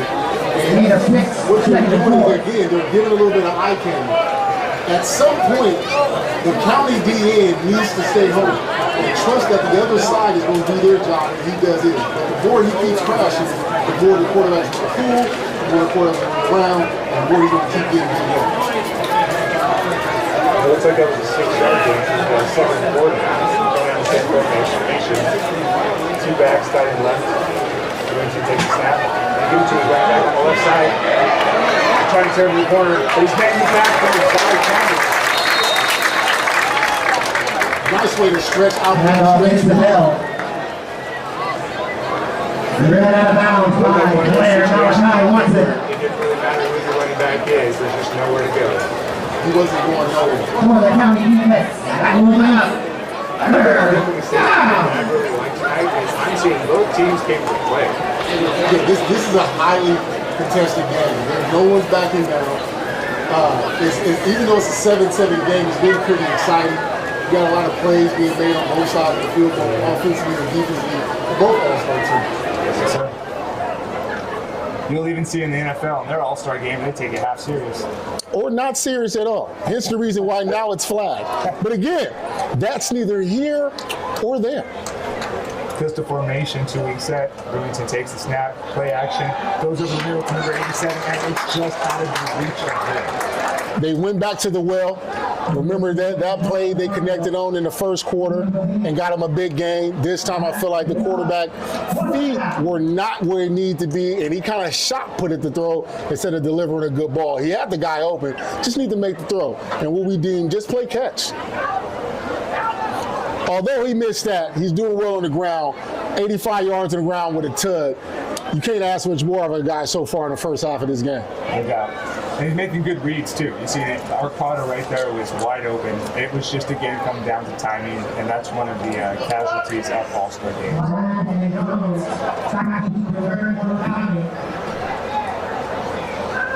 Got Sanger West, and I think Dos Palos back there to return. Got a little action. See the punt. takes a bounce. Number 14 takes it with a spin. And he's back down at the 4-yard line. Who was that? Who was that? Got a little action. That was Emmanuel Solis on the takes a bounce. Number 14 takes it with a spin. Number 0 from City with the tackle. My bad correction. That was DeRay Bland of Sanger West with the return. And Davion Stevenson from Chowchilla with the "you ain't going nowhere" tackle.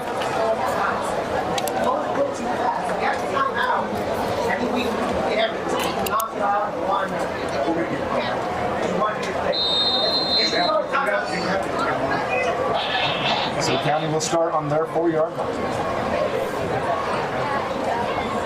Keeping Bubba Smith back at quarterback.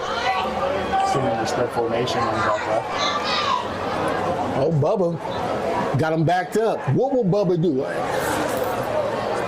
What can Bubba do for you in this situation? Whatever he does, DJ, I'm sure he'll do it with swag because he's been consistent. How can he not?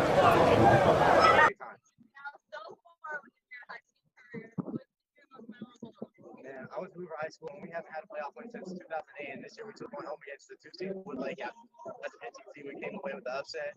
I won President Beat Player of the Week that week. Yeah. I love it. I love it. Now go ahead and tell me in the back plate it said. Okay, why that? And then tell us mom's name so we can know, give her a big shout out.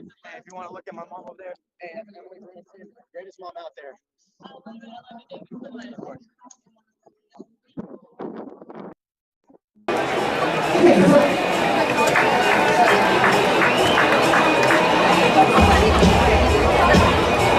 Was beating Liberty Bakersfield. That excitement and that joy, like the last couple seconds, was the best part of football. Jesse Wright, Central East, O-line and D-line, winning the Valley Championship my senior year. Dallin Breckenridge, Kingsburg, California, safety and receiver. Going to Visalia after winning a football game to go eat. Elijah Dondare, Tyler, receiver. Try to let us know so that we can stop talking or we can feed it. You feel me? Like on the sideline with Alexis, you know. Exactly. We'll go into the game supporters right now.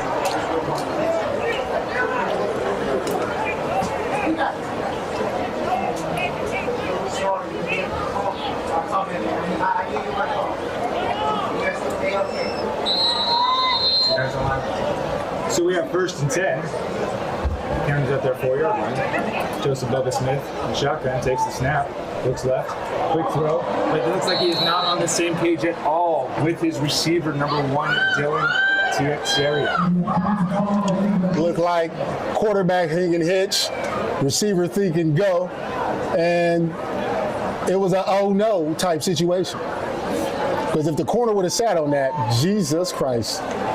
I think you're right, DJ. I think that was a read of the corner. If the corner's up, go deep. If the corner's back, do a little off screen. And I think that our friend Dylan got a little trigger happy. He wanted to go up the sideline and score big, and can't blame him.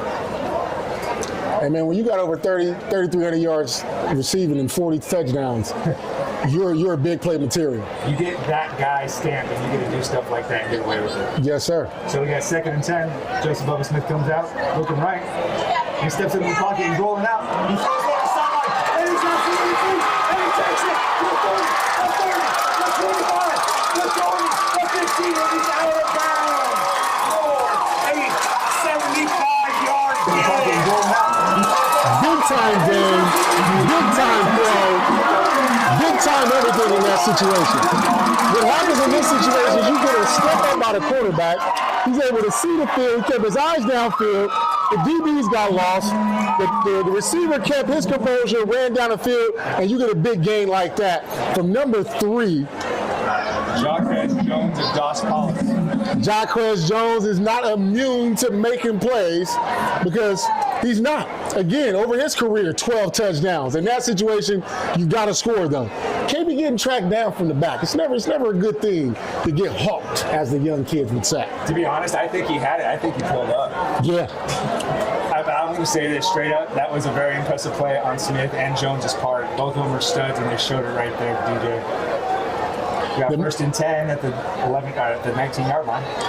Again, that man-to-man coverage got beat.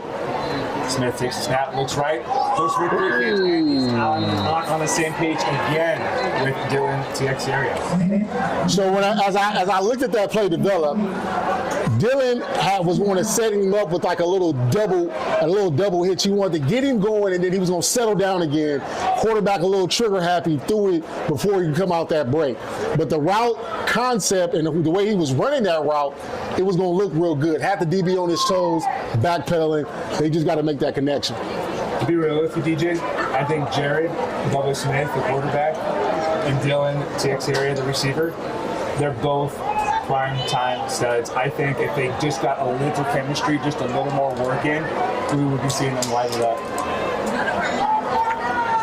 So we have 2nd and 10 on the 17-yard line. Smith takes it, rolls left, looks left, over the head of the receiver who just caught it, Watkez Jones. What you've noticed about County's play calling is they have a lot of go-to plays that they find comfortable within the offense. That flood play is about the 3rd time they come to that. They've been successful on it the first 2 times, and they went back to it again. I think when I'm looking at it, the depth of those routes were not there. I feel like there was too many guys in the same area, didn't give the quarterback enough options to get a good throw in. I see what you're saying. I would agree. You know, if you would have made that throw and catch, that would have been really impressive because that was a tight window. Depth and spacing is real big for wide receivers. And here we got another man-to-man look with a 1 high safety. We got 3rd and 10. If I'm here, I'm going to Dylan. Smith takes a snap, looks right, goes it right up, and just out of the reach of Dylan Texiera. Again, if I'm here, man-to-man coverage, I'm going to Dylan. He had it. I really believe that was a good ball. Back pylon where only he can go get it. I think 10 times out of 10, Dylan makes that catch. Just that one time, he did not. If I'm being honest with you, Smith is a good quarterback. He has a good arm. It's strong, accurate, good release, everything. If you notice, Smith is leading his guys a lot, and I think it's because a lot of these receivers aren't used to having a quarterback on Smith's level. Yeah.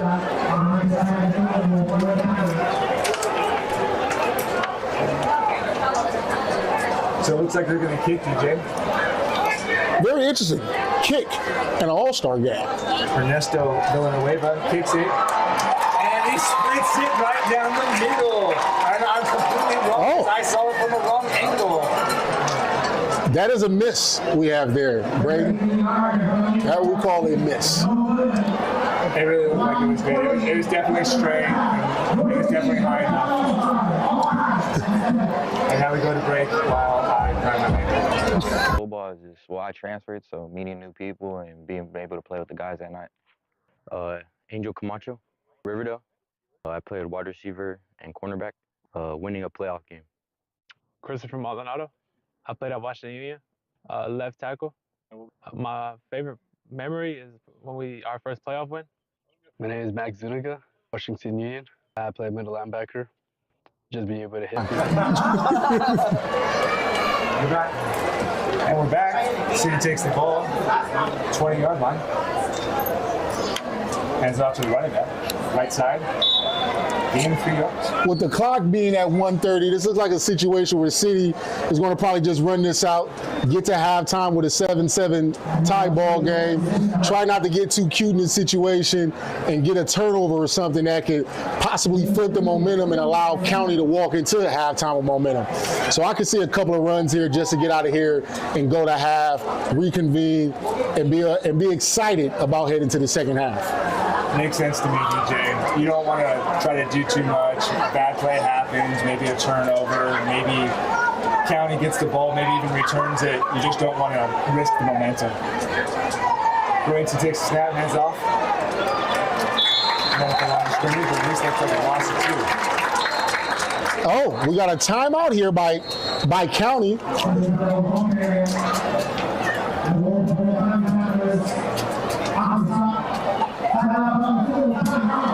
And they also have one remaining. So this could be a situation where they're daring City to do something special. But let's go talk about a little stats here while we have a timeout. Noah Tsai for County is 4 for 5 with 48 yards passing in a tud. Earl Riley has come in. He's went 2 for 4 for 15 yards. And Jared Bubba Smith is 2 for 7 with 74 yards while also bringing in 8 yards rushing.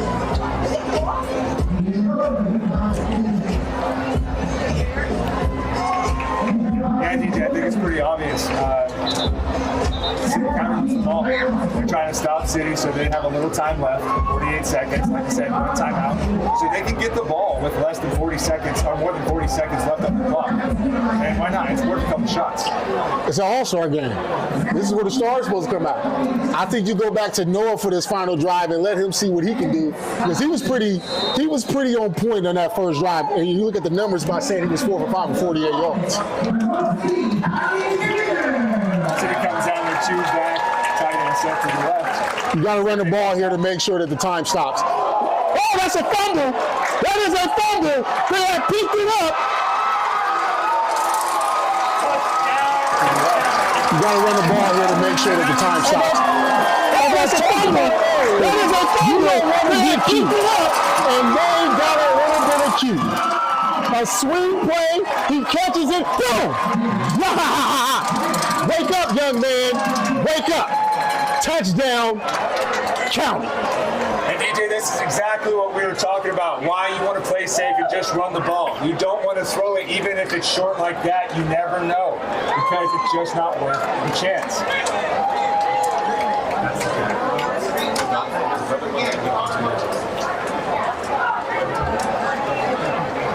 That is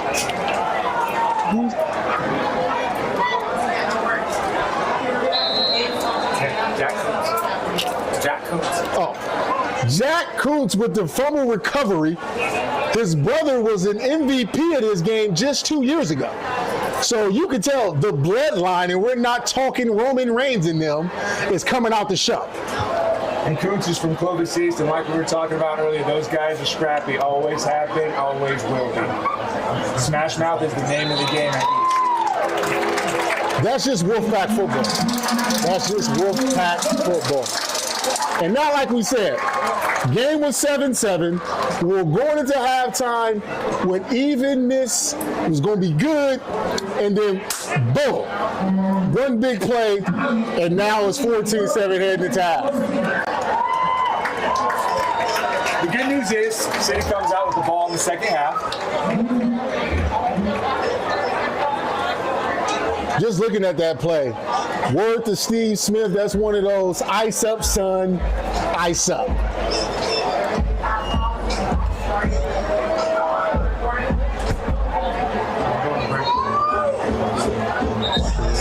Wide receiver, kick return, and DB, scoring touchdowns.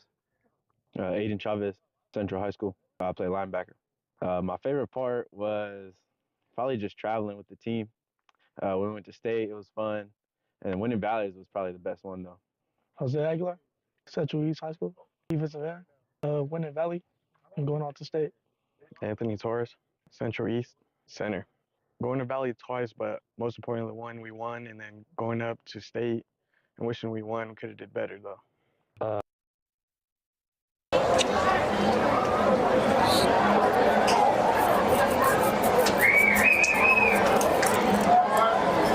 DJ, how do you feel about the NFL's new kickoff? I think it's exciting. It's a little weird, but exciting nonetheless. Uh-oh. And the Laker kicks it, and it's stopped by number 87, Garrett Parker.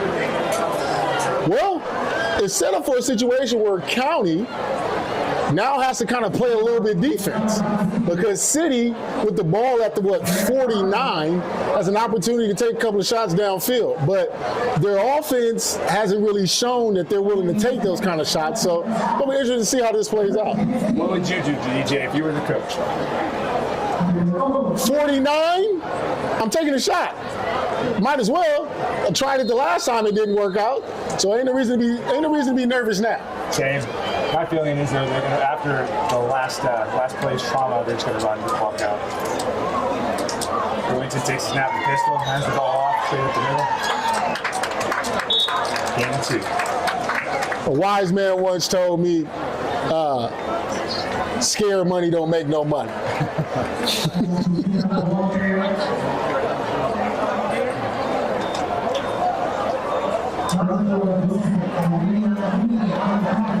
So DJ, first half coming to an end. Who would you say might be some of the top candidates for the GOAT award at the end of the game? City comes out and they're real quick, they play action and they take a shot. Looks like they throw it to number 9. Michael Espinoza of Clovis West, and just out of his reach on his head. Incomplete. And it's halftime, folks.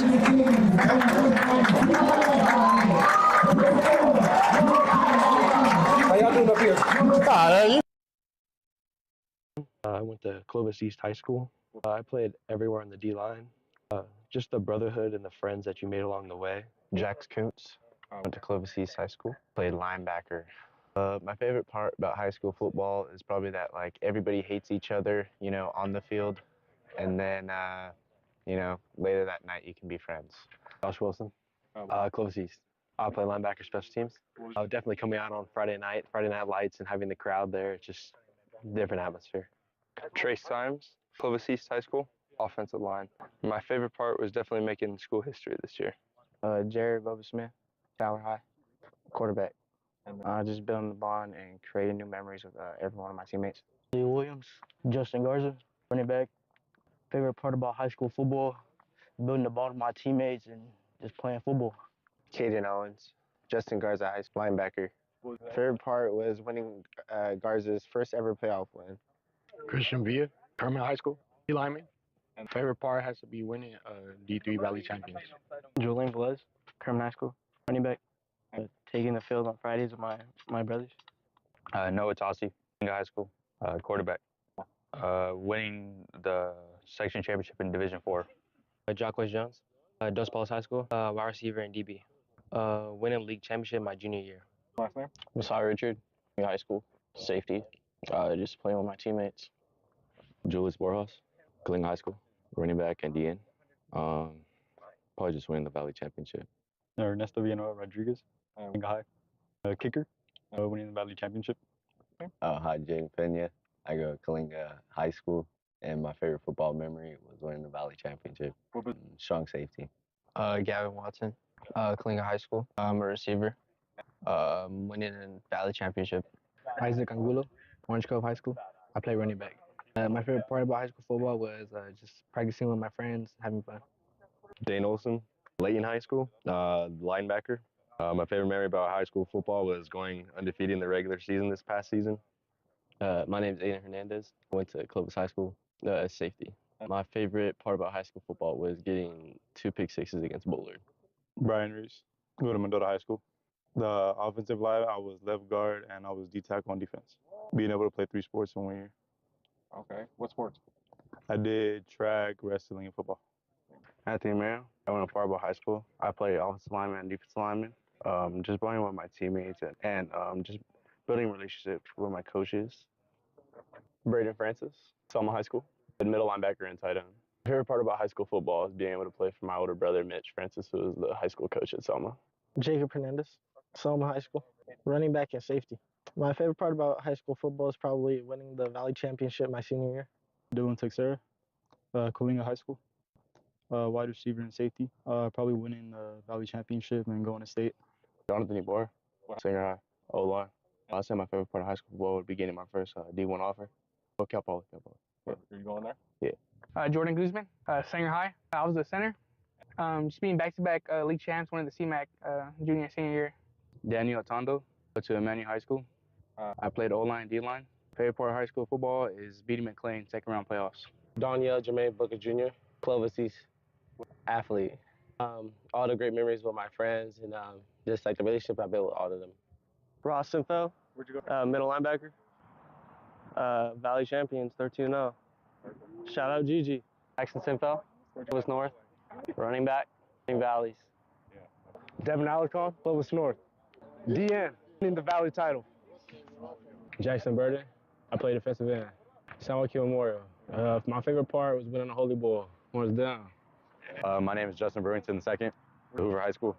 I play quarterback. Winning Hoover's first playoff game since 2008. Joaquin Loya, San Joaquin Memorial. Tackle. I say winning the Garcia's game, hands down. Emiliano Rubio, Joaquin Memorial. Outside linebacker stud. My favorite part of high school football is winning defense player of the game against Castaic. Michael Espinoza, Clovis West, athlete. High school football. Favorite part about high school football had to be senior night when I suited up with my two little brothers. Kyle Lamartina, Liberty Madera, linebacker. Favorite part about high school football, scoop and score on senior night. Ricardo, tight end. The part about high school football was definitely the teammates I had. They made it a great time. Brandon Howard, Madera Liberty. I played nose guard and right guard. My favorite part about high school football was getting sacks, tackles, and lead blocking. Brandon Hass, Clovis West High School. Right guard and nose guard. Knocking some heads. Rashawn Belaski, Chowchilla High School. Defensive end and tight end. My favorite part of high school football was definitely ending the season off with 11 sacks and going undefeated in league twice. Dan Williams, went to Liberty Madera. I played wide receiver and safety. And what was your favorite part about high school football? Getting 4 touchdowns against Carruthers. Jabari Gomez, Minaret, running back safety and slot. First game of senior night, scored 4 touchdowns, 2 of them punt returns. Brock Boucher, Madera High School. Left tackle and defensive line. Probably making it deep into the playoffs. Carson Weimer, Reds. I play linebacker. My favorite part about high school football would be going to Hume Lake. Joshua Jarena, Clovis North, running back and long snapper. Winning the Valley Championship my junior year. Brody Cardenas, Clovis North, receiver and safety, scoring my first touchdown against Sanger. Adrian Garcia. I went to San Joaquin Memorial High School, offensive line and defensive line. My favorite part about high school football was probably winning the Holy Bowl. Nathan Flores, Bullard High School, inside linebacker, getting dubs with my brothers. Manny Torres for high school, getting MVP for Lake Tahoe. Asher Armstrong, Bullard High School, linebacker. My girlfriend cheering for me. Josh Kubota, Fresno Christian, receiver DB. My mom and dad. Yeah. Carlos Handon Jr., Buchanan High School, O-line and D-line. I would say my favorite part of high school football was beating Liberty Bakersfield. That excitement and that joy, like the last couple seconds, was the best part of football. Jesse Wright, Central East, O-line and D-line, winning the Valley Championship my senior year. Dallin Breckenridge, Kingsburg, California, safety and receiver. Going to Visalia after winning a football game to go eat. Elijah Dondera, Tyler, receiver and DB.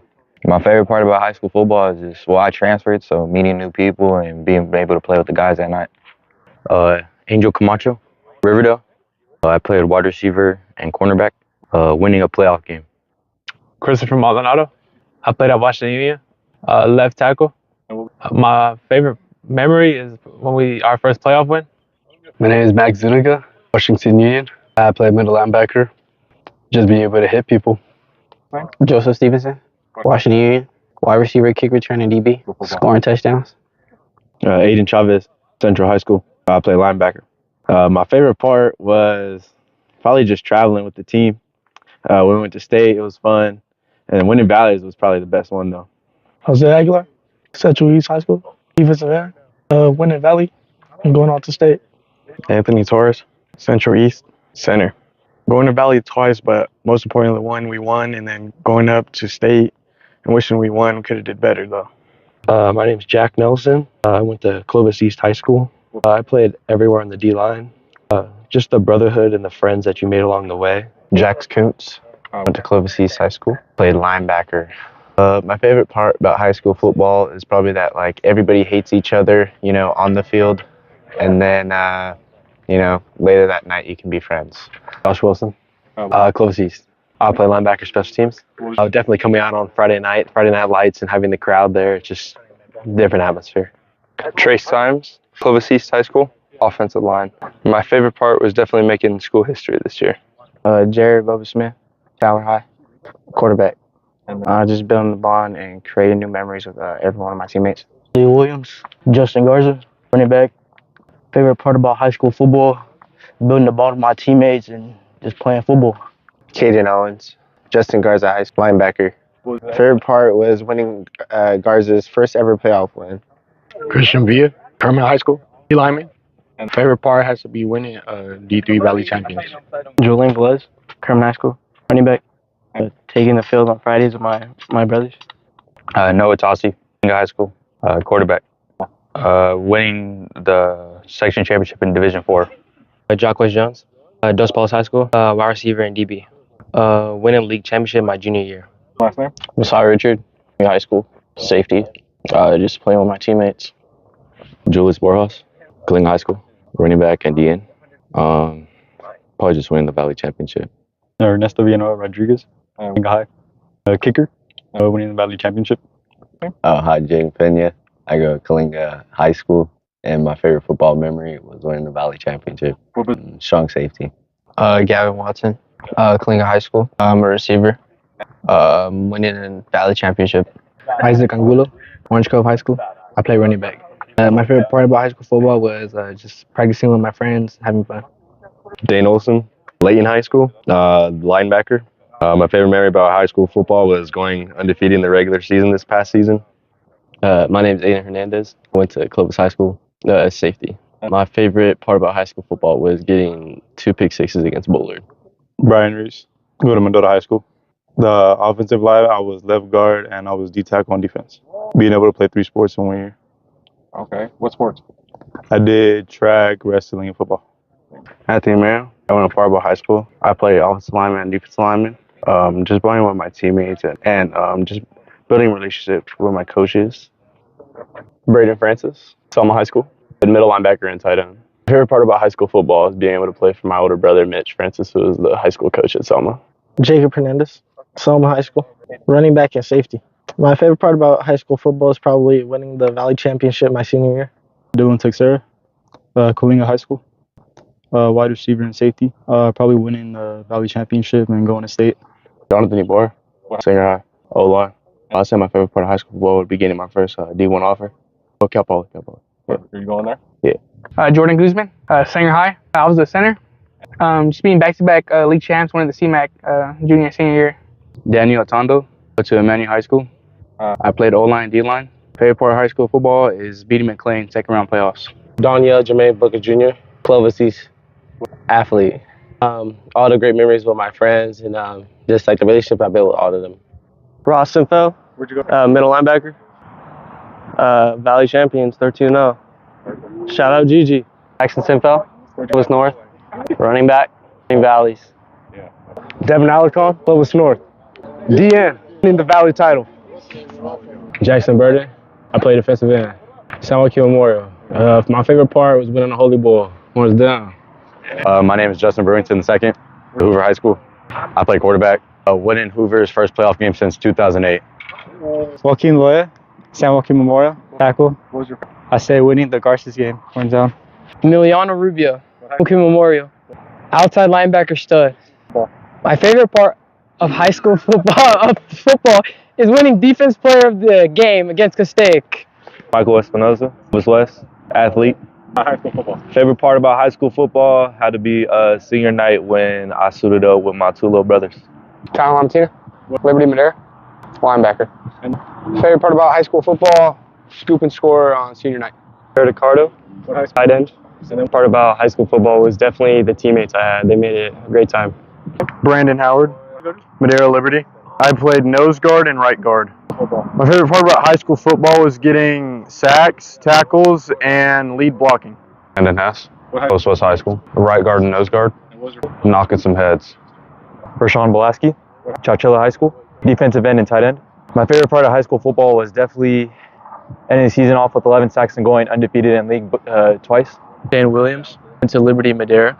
I played wide receiver and safety. And what was your favorite part about high school football? Getting 4 touchdowns against Carruthers. Jabari Gomez, Minaret, running back safety and slot. First game of senior night, scored 4 touchdowns, 2 of them punt returns. Brock Botcher, Madera High School. Left tackle and defensive line. Probably making it deep into the playoffs. Carson Weimer, Reds. I play linebacker. My favorite part about high school football would be going to Hume Lake. Joshua Jarena, Clovis North, running back and long snapper. Winning the Valley Championship my junior year. Brody Cardenas, was North. Receiver and safety. Scoring my first touchdown against Sanger. Adrian Garcia. I went to San Joaquin Memorial High School. Offensive line and defensive line. My favorite part about high school football was probably winning the Holy Bowl. Nathan Flores, Bullard High School, inside linebacker, getting dubs with my brothers. Manny Torres for high school, getting MVP for Lake Tahoe. Asher Armstrong, Bullard High School, linebacker. My girlfriend cheering for me. Josh Kubota, Fresno Christian, receiver DB. My mom and dad. Yeah. Carlos Handon Jr., Buchanan High School, O-line and D-line. I would say my favorite part of high school football was beating Liberty Bakersfield. That excitement and that joy, like the last couple seconds, was the best part of football. Jesse Wright, Central East, O-line and D-line, winning the Valley Championship my senior year. Dallin Breckenridge, Kingsburg, California. Safety and receiver. Going to Visalia after winning a football game to go eat. Elijah Dondare, Tyler, receiver and DB. My favorite part about high school football is just, well, I transferred, so meeting new people and being able to play with the guys at night.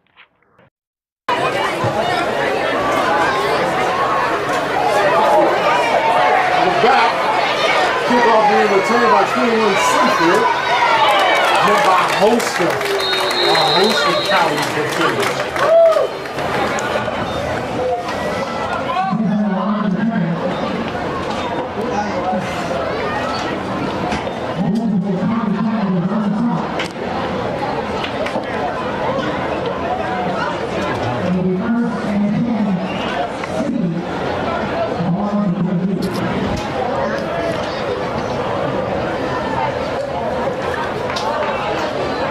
So we're here for the second half of the game.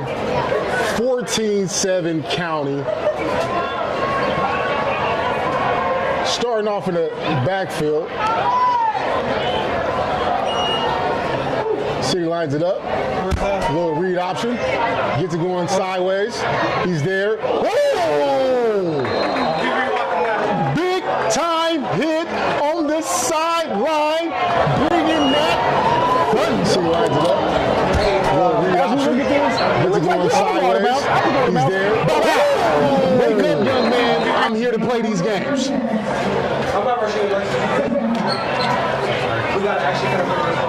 Big time hit by number 13 of County, Aiden Hernandez from Clovis.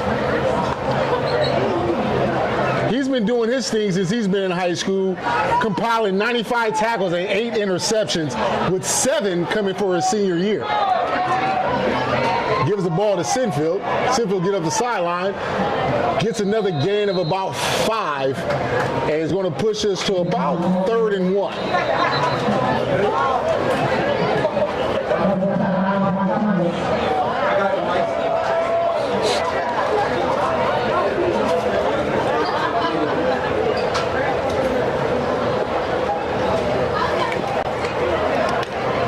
Looks like the chain crew, one of those Charlotte takes a tumble situations.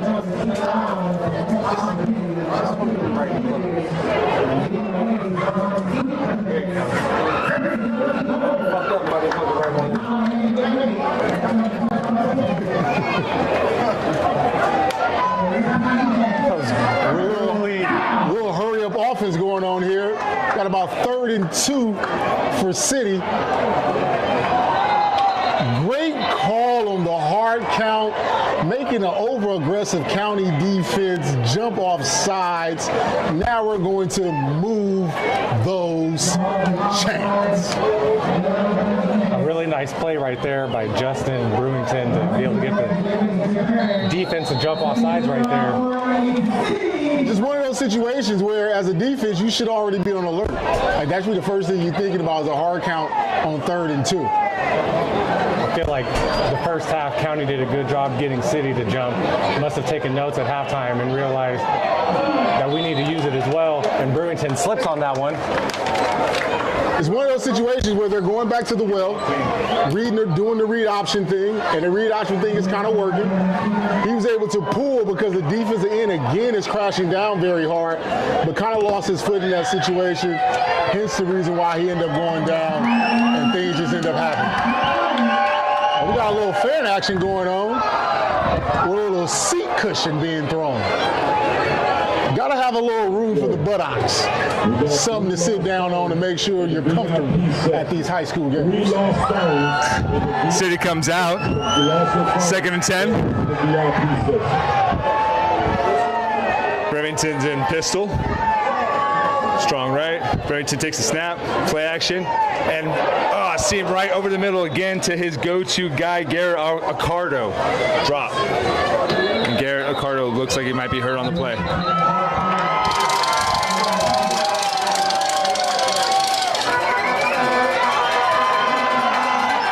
And now we're going to go to break. Riverdale. We'll be back with I you. played wide receiver and cornerback, winning a playoff game. Christopher Maldonado. I played at Washington Union, left tackle. My favorite memory is when our first playoff win. My name is Max Zuniga, Washington Union. I play middle linebacker, just being able to hit people.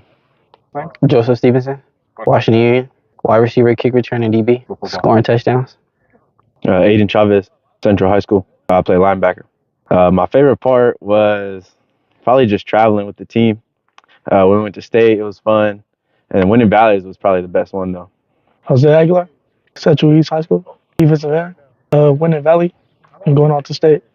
Anthony Torres, Central East, center.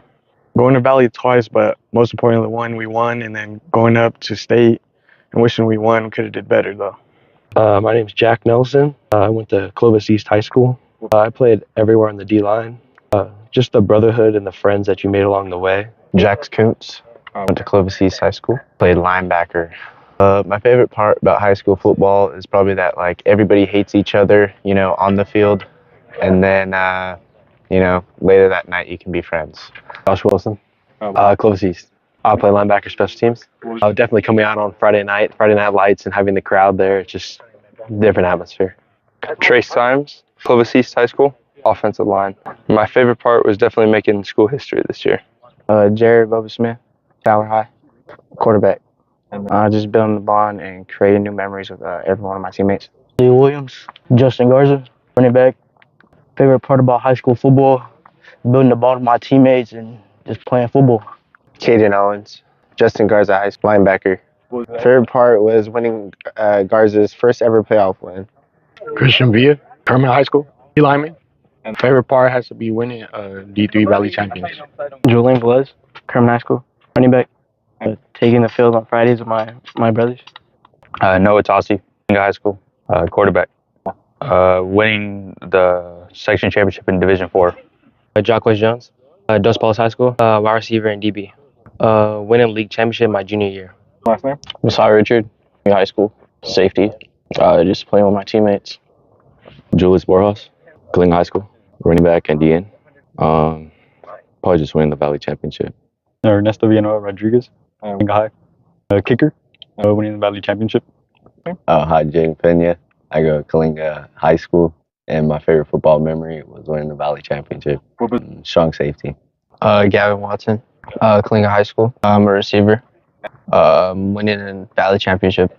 Isaac Angulo, Orange Cove High School. I play running back. My favorite part about high school football was just practicing with my friends, having fun. Dane Olson, Layton High School, linebacker. My favorite memory about high school football was going undefeated in the regular season this past season. My name is Aiden Hernandez. I went to Clovis High School as safety. My favorite part about high school football was getting 2 pick sixes against Bullard. Brian Reese. Go to Madera High School. The offensive line, I was left guard and I was D tackle on defense. Being able to play 3 sports in 1 year. Okay. What sports? I did track, wrestling, and football. Anthony Merrill. I went to Faribault High School. I played offensive lineman and defensive lineman. Just playing with my teammates and just building relationships with my coaches. Braden France. So, and we're back. 3rd down and 10 for County. There's nothing like being considered the GOAT of anything. And in these situations, this game, we're going to present the GOAT player of the game for each side.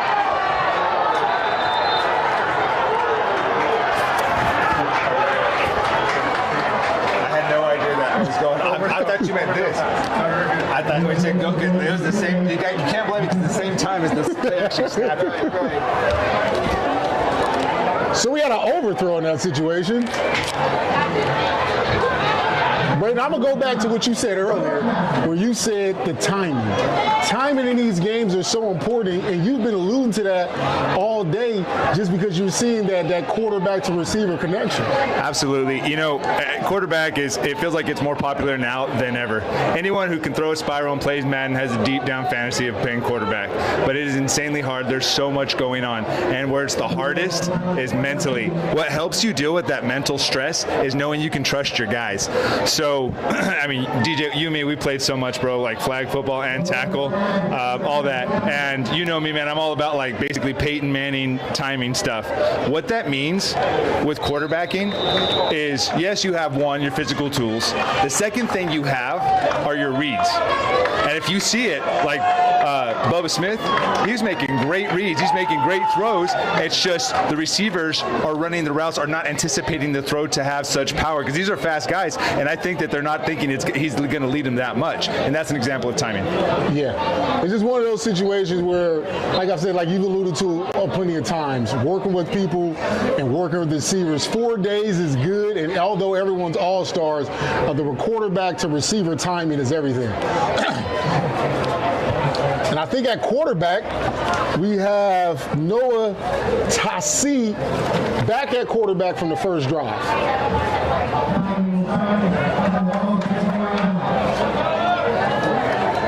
What number is he, DJ? Number 5. Right, yeah, he was the one who started it. Where's mine? Got spread, Tassi takes the snap, hands the ball off to the running back. He breaks it back from the right to back to the middle. Gain of 4 yards.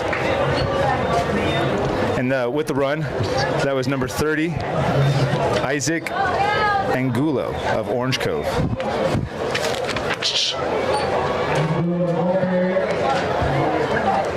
To be honest with you, that's actually kind of a cool name, Angulo.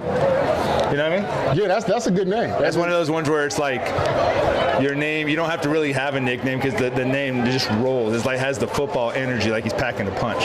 Yeah.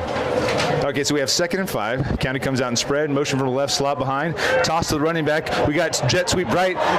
He breaks to the left, breaks it back to the right, going to the sideline, takes it out of bounds. Looks like he got the first down.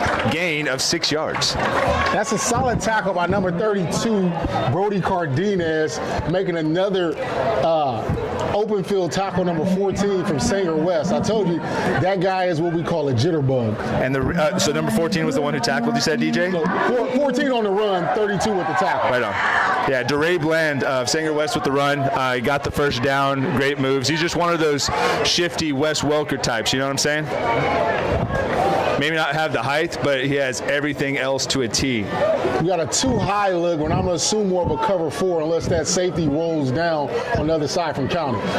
Dawson takes a snap. He hands the ball. He runs it to the right himself, and he actually gets 5 yards going to the right flats. And he's met by number 9, Mr. Michael Espinoza, showing you that not only can he play receiver, but he can play the other side of the ball also.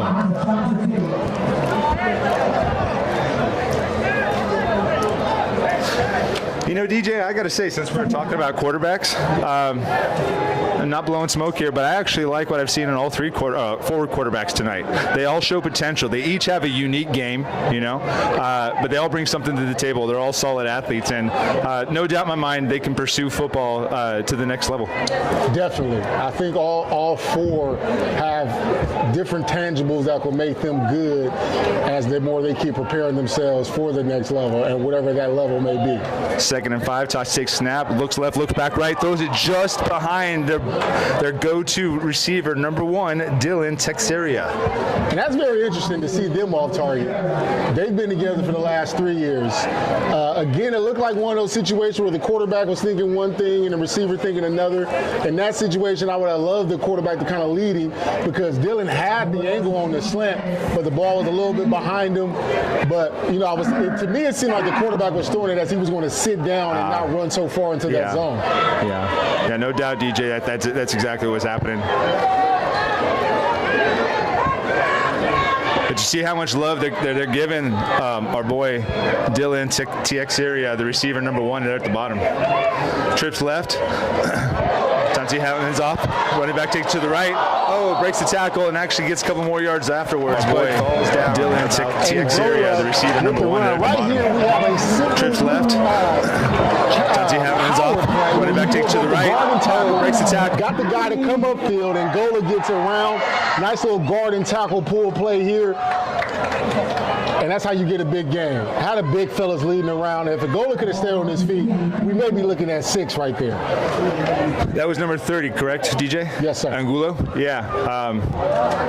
Yeah, man. Angulo, you know, DJ, what kind of running back would you say he reminds you of if you're comparing to NFL all times?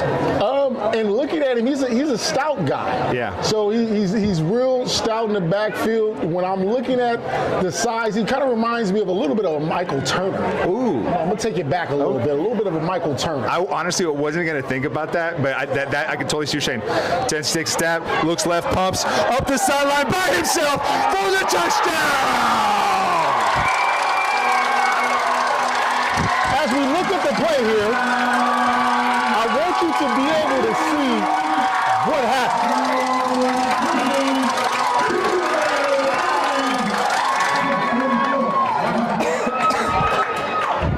He was all by himself, DJ. There was no one in sight. Yeah.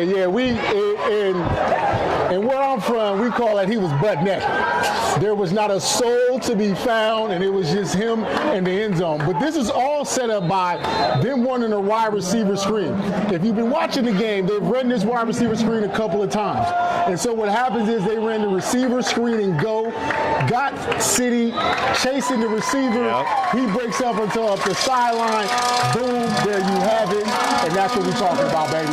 Touchdown County, 21-7, midway through the third quarter. Beautiful play, beautiful throw. We're getting a little bit of a small, not complete, but a little bit of County's establishing a little something, you know? Establishing a little of that dominance right now. Not completely, it's nowhere near, but the foot is, I would say the foot is across the fence. Not completely out of the yard, but it's feeling a little push, you know what I'm saying? And you can tell why my guy Noah Tassi is that guy. He's been in for 2 drives, and on both drives have been scoring drives, and on both drives he's thrown a touchdown. Right now, I will have him in the chairman's seat for our GOAT player of the game. I'm going to have to agree with you, DJ. It's kind of hard to have an argument against that, sir. So County comes out. They're going to be kicking off. Ernest Villanueva of Kalinga, the kicker. Back, rolling up.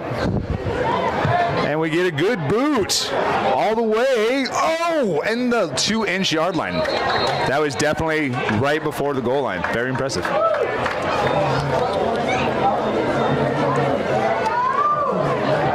So Brayton, down 21-7. It's been a very conservative offense.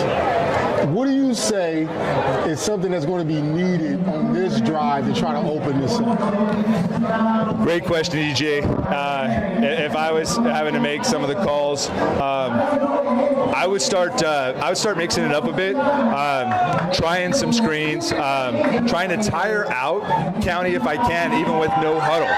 Seeing it's like, okay, hey, it's towards the the second half. Are you tired? Can I wear you out? Okay, let's try this now. Go play action, maybe a rollout. This is, I think, one of those times where you mix it up. But one thing that you definitely want to know as an offense is to not overdo it. You are not that far out of the shed. Just take it play by play. And that's actually one of my. I don't have a team that I root for, but you can't not respect Tom Brady and the Patriots if you ever played QB. And what the Patriots would always do is emphasize that play by play. We all remember the greatest comeback of all time in the Super Bowl, 28-3 against the Falcons. Correct, sir? Yeah, man, one of the greatest comebacks of all time, and it is. There is no 25-point play. There is no 25-point play. In this situation, there is no 14-point play. So it's about finding ways to get yards and move the chains. And as long as you're going to move the chains, as long as positive things are going to keep happening. But we have a timeout here from City coming out with a little bit of confusion. It seems like when you got an all-star coaching staff with a head coach and quarterback, you run into these situations where you're burning timeouts because we're not getting the play call, we're not offense.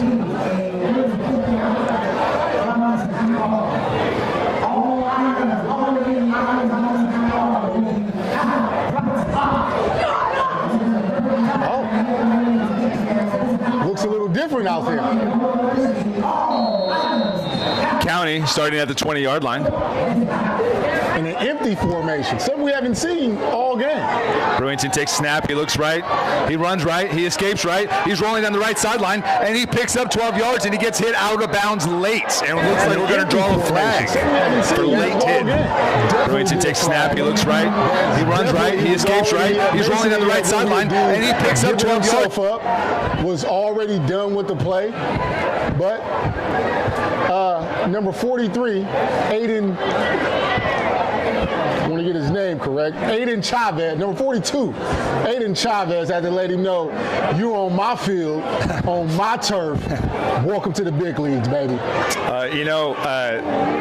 Well assessed, sir. And have you noticed in the NFL, late hits out of bounds are declining drastically amongst NFL defenses? Yeah, because they're costing people in their pockets, and then B, they're costing people yards. Boom. So you gotta be very chill when it comes to these kind of things. I would wholeheartedly, and I mean literally. I remember growing up. We don't need to say how old I am, and you're not that far behind me. So don't throw me under the bus. Just gonna throw me under the bus. I'm just saying. This is interesting. Just watch back. So anyway, just moving forward, being professional, moving forward. So I'm going to say that the NFL, when we grew up, it was more of a smash mouth, hard nose, break people. If you get the penalty, it's okay. And if you even look further back, like the 70s, Raiders, Steelers, all that, they were all about that. Nowadays, it has moved to so much more of, hey, we need yards in position, so chill. Yeah, I mean, I grew up during an era where we played sideline pop, where we were playing outside, playing street ball in the street. If you get the ball on the sideline, it's a good chance you're going to get popped. So you stayed away from that. And finishing plays was big. That's why now one of the big controversies in the NFL is the simple fact that quarterbacks, running backs, receivers, people who are on the sidelines are like teetering that line of like whether we about to go out of bounds or not, which is kind of enticing defensive players to make late hits. Well, I think they need to, DJ, just because the simple fact is offense is a lot harder to play. You get hit more, so they need to chill it out.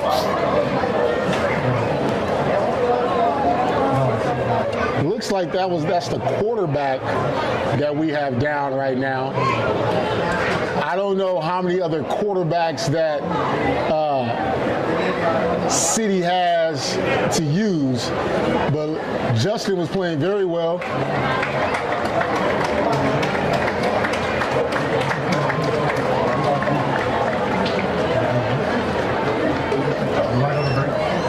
We're going to go to break right now, guys. It Right. looks like they have My favorite some part about high technical school football is being able to play for my older brother, Mitch Francis, who is the high school coach at Selma. Jacob Hernandez, Selma High School, running back and safety. My favorite part about high school football is probably winning the Valley Championship my senior year. Dylan Texera, Coalinga High School, wide receiver and safety. Probably winning the Valley Championship and going to state. Jonathan Ebor, Singer High, O-line. I'd say my favorite part of high school football would be getting my first D1 offer. Cal Poly. And we're back. Justin Brewington, it looks like he got a little hurt on that play. County snaps the ball, hands off. Up to the right side, back, making it back to the middle. Gain of what looks like 6 yards. So for the viewers out there, obviously we had a very unfortunate situation with Justin Brewington after that late hit. It seemed like he got injured on the play. And now County has reverted to moving David Bell to quarterback to try to lead a charge for the City All-Stars. David Bell, San Joaquin Memorial. Takes the snap, runs left. Looks like he's doing a sweep, quarterback sweep left. Goes to back, but That's what we call takes the snap. And that was number 31, Jacob Hernandez. Goes to back, Jacob Hernandez. Jacob Hernandez comes soaring in like a flying missile to let David know I'm about to ring that bell. You know what's funny, DJ, when it comes to football is whether you're watching a game and talking about it or you're doing a live stream commentating, you will call things that you see in the game. And you'll either be proved right, like we've done that a couple times tonight, or proved completely wrong. As I'm saying, it's going a little lighthearted football these days, and then we see that play happen. It's just one of those situations that's going to be very interesting to figure out how this offense is going to move the ball. They don't have a true quarterback out there, and now it looks like Jack Sinfield from Clovis North is going to take a snap. I think he's done it a few times in his career. Sinfield takes the snap, runs to the right up the middle. Actually, a very impressive gain of it looks like 7 or 8 yards. Jack Sinfield has turned it to Keyshawn Johnson and just said, give me the damn ball. I'll figure it out. I'll move the chains, and we're going to make things happen. You know, DJ, it seems like Jackson Sinfield has been their go-to running back for tonight for City. I'm not surprised that they're putting him back there. And, you know, here's the thing. Did you remember a couple years back when Brock Purdy hurt his arm and he got the tear? And then eventually they had to go to Christian McCaffrey at running back. Yeah. That's not going to work in college, or sorry, in the NFL, but that might actually work in high school, so we'll see. Right there we have a little read, a little quarterback read, a little quarterback power, because now we're looking at man-on-man, hat-on-hat, our 11 versus your 11, and we're going to see how their Wildcat offense is doing. The key here is going to be what is the adjustment County's going to make to stop such a smash-mouth type football run. No doubt, sir. That is the big question. And you know what we also got to remember, DJ, is it wasn't too long ago that Jackson Sinfield, they did the halfback pass. They pitched it out to him, and he threw a freaking fade down the sideline. It was pretty freaking accurate. So what I'm anticipating here is they're going to set this up. And they're going to get them thinking run, and then boom, over the top. It's going to be something over the top of their dome. Oh, it looks like, no false start. Sinfield takes a snap, steps up in the pocket, and actually throws a really good ball right behind the back of his tight end. The tight end wasn't looking. Looked like we had a little movement there on offense. We got 8 stripes out there, 16 pair of eyes, and not one person caught the false start. But hey, I'm not here to judge. I love my referee guys.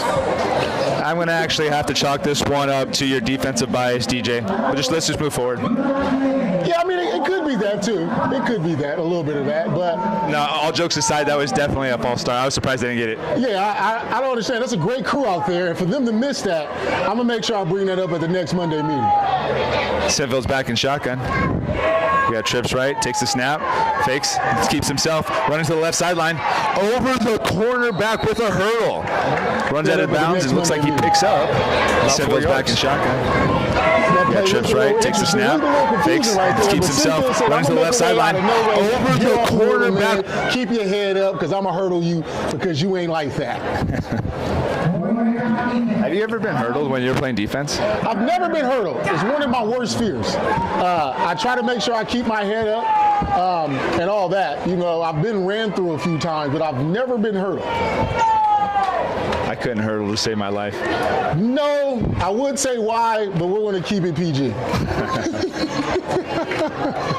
Okay, so I've eaten a couple pounds over the years, sure. No, I was just going to say refer to the movie with Wesley Snipes and Woody Harrison. Sir, I'll show you some TikToks that say otherwise. Come out, 3rd and 7. Running back takes the snap, goes up the right middle, back to the right. Looks like he gained the gain of 3 yards. Looking like we had another quarterback power there. If he would have shrugged that tackle, he probably would have got a little bit wiggly because there was a lot of open green to that right side of the field. Just another good tackle that was made right there. So we got 4th and 4 coming up for County. DJ, what say you? Should they go for it? Should they punt? What I'm looking here is I'm looking to get Sinfield on the edge.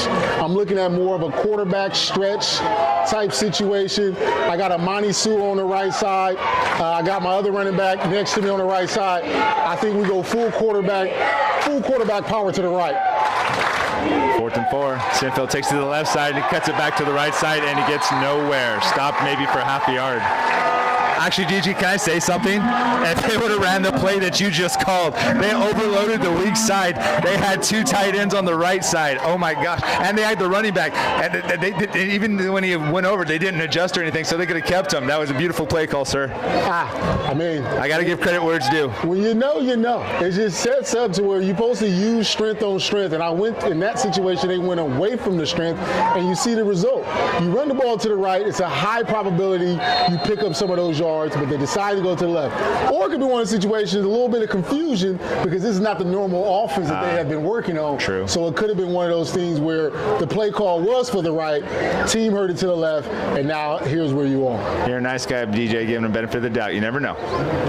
I've been on those sidelines, so a tad bit of experience of confusion. No doubt, no doubt. So, County comes out 1st and 10 at their own 34-yard line. The man Noah's back there at QB still. Noah takes the snap, looks right, throws to number 3, he catches it. He goes up for a little bit to the sideline, able to pick up maybe a half a yard, maybe one more yard. Own 34-yard line. Tough as nails, Mr. Jacques Jones takes the snap, looks right, throws to number 3, he catches it. He goes up for a little bit to the sideline. Let you do your thing. Met by a host of defenders. What you're seeing with Noah is quick, decisive decisions right here. Bam! Jones gets it, he makes a move, he gets upfield. Is what we like to call put your foot in the dirt and gain yards. You know, we've seen both teams try to do that play too, DJ, but it feels like County's having a lot more success with that concept than City is.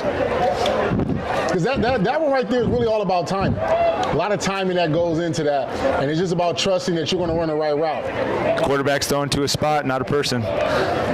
Takes the snap, hands it off to the running back up the middle, breaks it back to the right. He breaks the snap, a tackle, and is able to pick up 2 more yards for a gain of close to 10 yards. Looks like 9 yards. And that'd be my guy, Lee Williams, who is not strange in running on this field. Had a great career here at Justin Garza High School.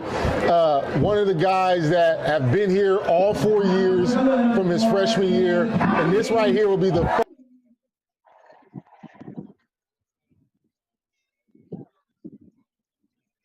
Garza High School.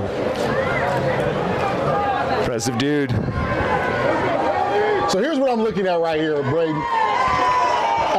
1st and 10 on this side. Oh, they're more in the zone cover 3 look. Because I was thinking if they was going man, I was anticipating somebody going deep. Trips left, running back left. Tossie comes out in the gun. Tossie with the snap, rolls left, sets up, looks back right, throws the ball, wide open. Oh! out of the hands of number 6, Danielle Booker of Clovis East. So close. And looking at the play, it looked like one of those situations where Booker was not anticipating being the number one option, and he kind of slowed down on the route. I've seen Booker make that catch due to his speed, but I just think on that situation, the quarterback's supposed to be rolling left, anticipating the flood, but since the quarterback saw the flood was taken away, came back to the backside option and just happened to overthrow it, because I think Booker, I would say, took his foot off the gas in that situation. I'm going to have to agree with you, DJ.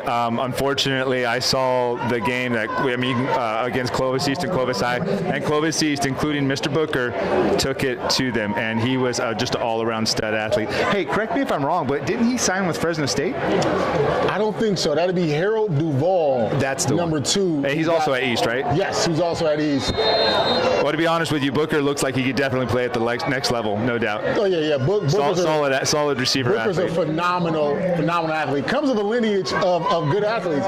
Here's a funny inside nugget. I actually coached his sister, who played football back in the day in middle school. And you want to talk about a monster? She was a monster amongst boys. And I'm telling you, that young woman, she was nice at the game of football and was really like that at the middle school level. Yeah, I'm not surprised. You see Booker's highlights even before the game, man. Just making plays. The family's lucky; they got good genes. Okay, so now we have 3rd and 13. I want you to keep an eye on number 14 right here on the seam route. We got the safety in the middle of the field. I'm gonna look to Noah to look to this right and hit 14 down the middle on the seam route. Sure enough. Oh, right there, Booker catches it with the skinny post. You know, DJ, look, it wasn't that route, but it was the same exact place that you were referring to. The right slot, number 14 could have ran the seam, but instead, right there, Booker catches it with the skinny post. Booker from the wide out, so he just comes back in. You put it on a line. It's the same exact place, very similar concept to what you were just talking about, sir. And I saw that too. And again, he went back to his guy. Even though you're overthrowing and he don't make that catch, there's a level of trust that's there, because you know, at an all-star game, these guys trying to make plays.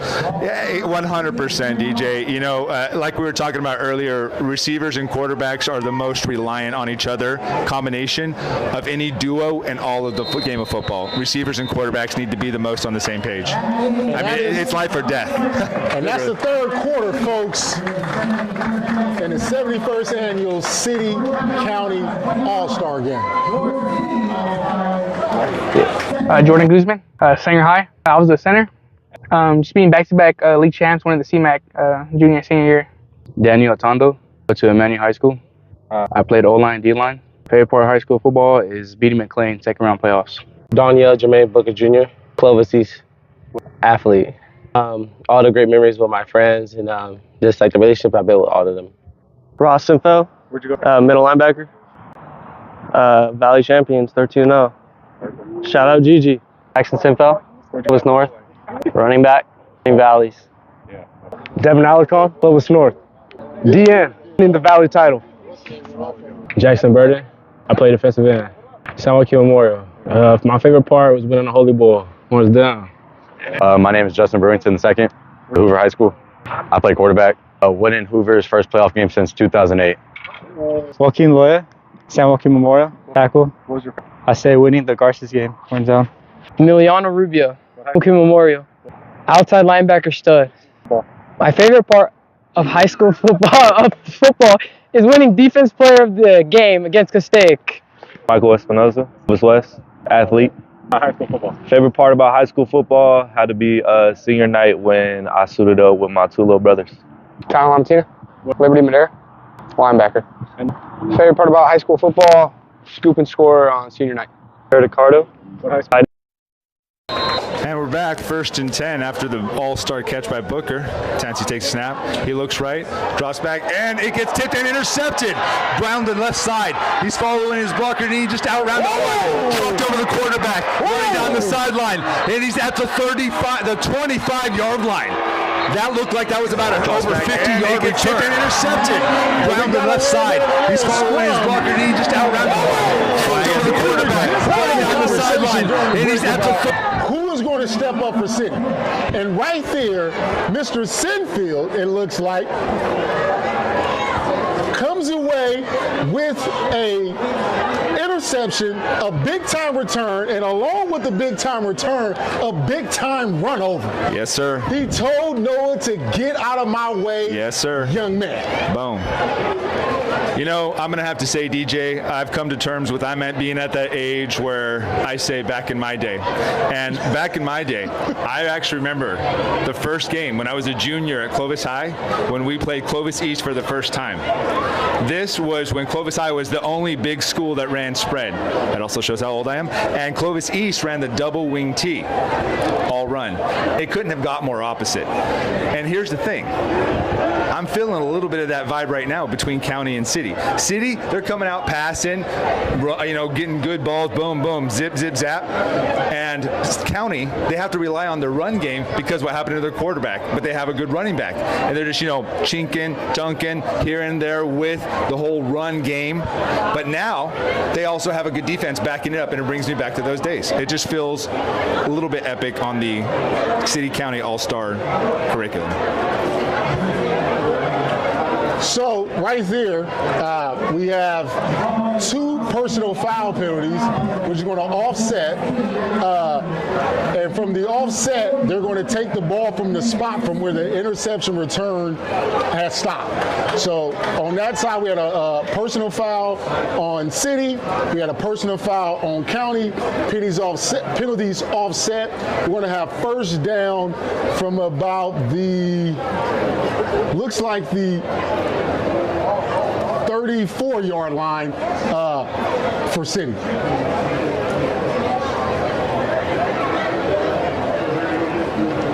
Big time play there, though, from Ross Sinfield. The Sinfield brothers right now are doing what they can to try to keep this City team afloat and hopefully keep this game even more close and hopefully give them an opportunity to score. Oh, looks like the referees are walking it back, Brady. Quite a bit, too. I'm going to guess blocking in the back. Yeah, that would make the most sense. I think what they're going with is he stepped out of bounds at this area right here when he was running down the sideline. First and 10 for City.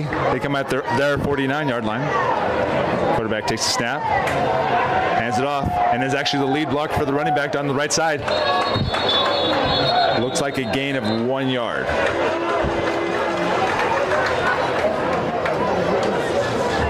So what we have seen here is County has made the adjustment and is going with more of a 5-man front, a 5-2 look. Some defenses have different kind of names for it. Usually when I'm coaching, when we go to a 5-man front, we call it our bear defense to make sure we got every lineman covered up, and we're going to bring some extra little heat down just to make sure our numbers are even so they can't just run the ball on us like this. Jackson Sinfield out of shotgun, takes the snap and drops back. He looks left, and he throws a nice little flat route to the receiver. The receiver breaks a tackle down the left flat to the 30-yard line. Gain of over 15 yards. Look at Mr. Sinfield throwing it to my guy, Amani Sua. The young man has soft hands. The young man not only can catch, he can run with the best of them. It's no surprise that he caught that and got up the field and got yards. He's been doing that his whole high school career, which is why he made a great thunder and lightning attack with my guy Joey Bass, who had a good year this year playing at Reedley College. County. City takes the snap. Sinfield runs to the right side. Follows blockers. Gains of 5 yards. First down. 15-yard gain down at the 15-yard line. We got a nice. City takes the snap. Sinfield runs to the right side. Follows blockers. Gains of 5 yards. From Jeremiah Fukundo from Fresno High. We look here, Sinfield gets around, and right you see in this swing, boom! There we go, Jeremiah. Wow. Go ahead and do your thing when we out here laying blocks. Man. That block is typically outlawed, but I don't see any yellow on the field. I'm glad the refs are kind of letting them play because that block right there is what springed them. Yes, sir. So as we look at it again, Sinfield makes a play. Nice big block right there from Jeremiah Fukundo. I'm I'm going to be honest with you, DJ. I don't see any boys out there. All I see is men. They're playing like the men that they are, and they're giving their all. County City takes the snap, runs to the left, follows running back, lead block. Taken down at the 10-yard line. Boys out there, all I see is men. They're playing like the men that they are, and they're giving their all.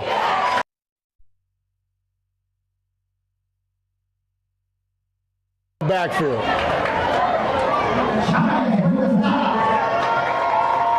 He did break down on him, DJ. He was able to cut through a lot of the blocks too, past the O lineman and go right to the big guy. Yeah, after the play, we had a little bit of hello and nice to meet you, some pleasantries between the players. So right now, what you're looking at is David Bell running and Aiden Chavez making another play. 9.5 minutes left in the fourth quarter. Yeah. So this is one of those situations where the referees came to talk to the guy, told him to calm down, keep his mouth shut. I would take a wild guess and say he didn't like to be quiet. And Mr. Aaron Miller, the head referee, sitting to the sideline just to go get a little bit of water to get himself under control. City comes down shotgun, has a drop pass, runs to the left though, breaks for the cone of the end zone and scores. Touchdown, City! Another broken play that turned out to be a great play. When you look at the play right here, he's going to drop the ball. And when he drops the ball, it forces the defense to go to the left. Go to the right. He picks it up, runs left, touchdown like that. Natural athlete, picked it up, improved on the game, on the play. Because the reality is, we both know how it works. There's two ways to execute a play. One is planned, and the second is improv. Just like life, you're going to plan it out, but it's not going to work out how you want. So you got to pick it up, adjust, and run with it. I mean, if you follow Kess Media, you've seen something like this before from the Wolfpack. A guy was playing quarterback, made something out of nothing, and scored a touchdown in the middle of a game. Yep. We ain't gonna talk about who was playing quarterback, but just know that it has happened before. It has. And by the way, I was laughing not at you when you were talking. It's just the kicker for City split it up the upright and hit some chick like right if she was to wear jersey numbers. When you're in the game, Teammates I had, they made a great time. Brandon Howard, Madera Liberty. I played nose guard and right guard. My favorite part about high school football was getting sacks, tackles, and lead blocking. Brandon Hess, Clovis West High School. Right guard and nose guard. Knocking some heads. Rashawn Belaski, Chowchilla High School. Defensive end and tight end. My favorite part of high school football was definitely ending the season off with 11 sacks and going undefeated in league twice. Dan Williams, went to Liberty Madera. I played wide receiver and safety. And what was your favorite part about high school football? Getting 4 touchdowns against Carruthers. Jabari Gomez, Minaret, running back safety and slot. First game of senior night, scored 4 touchdowns, 2 of them punt returns. Brock Botcher, Madera High School. Left tackle and defensive line. Probably making it deep into the playoffs. Carson Weimer, Reds. And we're back with the kickoff from City. Running back takes down and breaks it from the right side. He brings it even more, getting another total of 15 yards after the broken tackle, ending at the 47-yard line. And there is some yellow on the green. What we got here? Wouldn't be surprised. That seems to be one of the popular colors of the night, sir. I had a great conversation with the referee before the game, and I told them to keep the yellow off the field, but, what do I know? I'm just a guy here doing my thing. Well, I mean, kind of a lot, because you played since you could breathe, and then you played after you were at high school, and you played on college levels, and even recreational levels. You played flag, and then you've also coached, and you've also ref, so you might know a little bit. Yeah. Not as much as me, especially on Madden, but you know a lot, I'm just saying. And that right there, we got a holding penalty. It's going to bring a great return back. And now, instead of starting on the plus side of 50, you're on the back side of 50.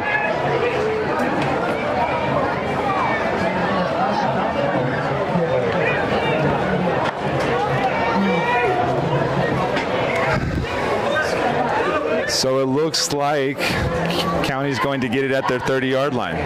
Let's see who they have coming out at quarterback. We got 3 studs. 4. And it's our boy Earl Riley the 4th from Dos Palos.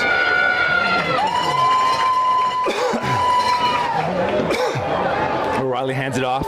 Running back takes it to the middle and he breaks it back to the left side. It looks like they picked up a 5-yard gain. Ball on the 35-yard line. Anybody have a deal?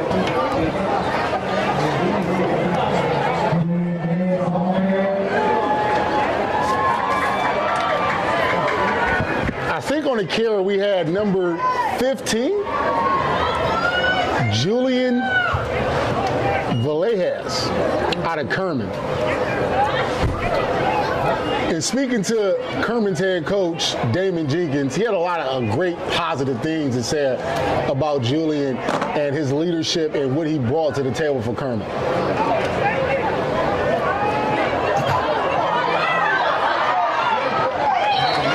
Riley took the snap and threw it directly to the left side to number 1, Dylan Teixeira. Julian Teixeira. Yeah, I've gone this long with it, and so he's probably hating me when he's eventually going to watch this. I'm just going to roll with it. Teixeira with the catch and run.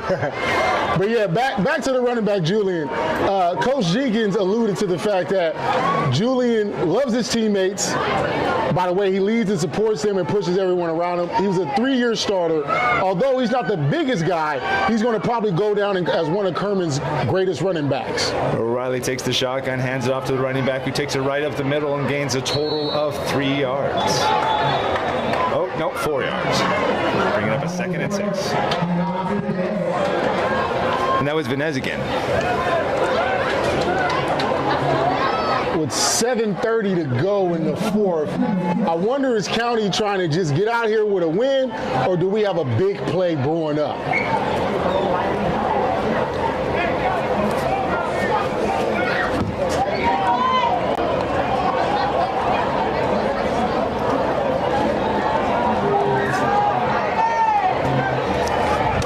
So we have 2nd 6.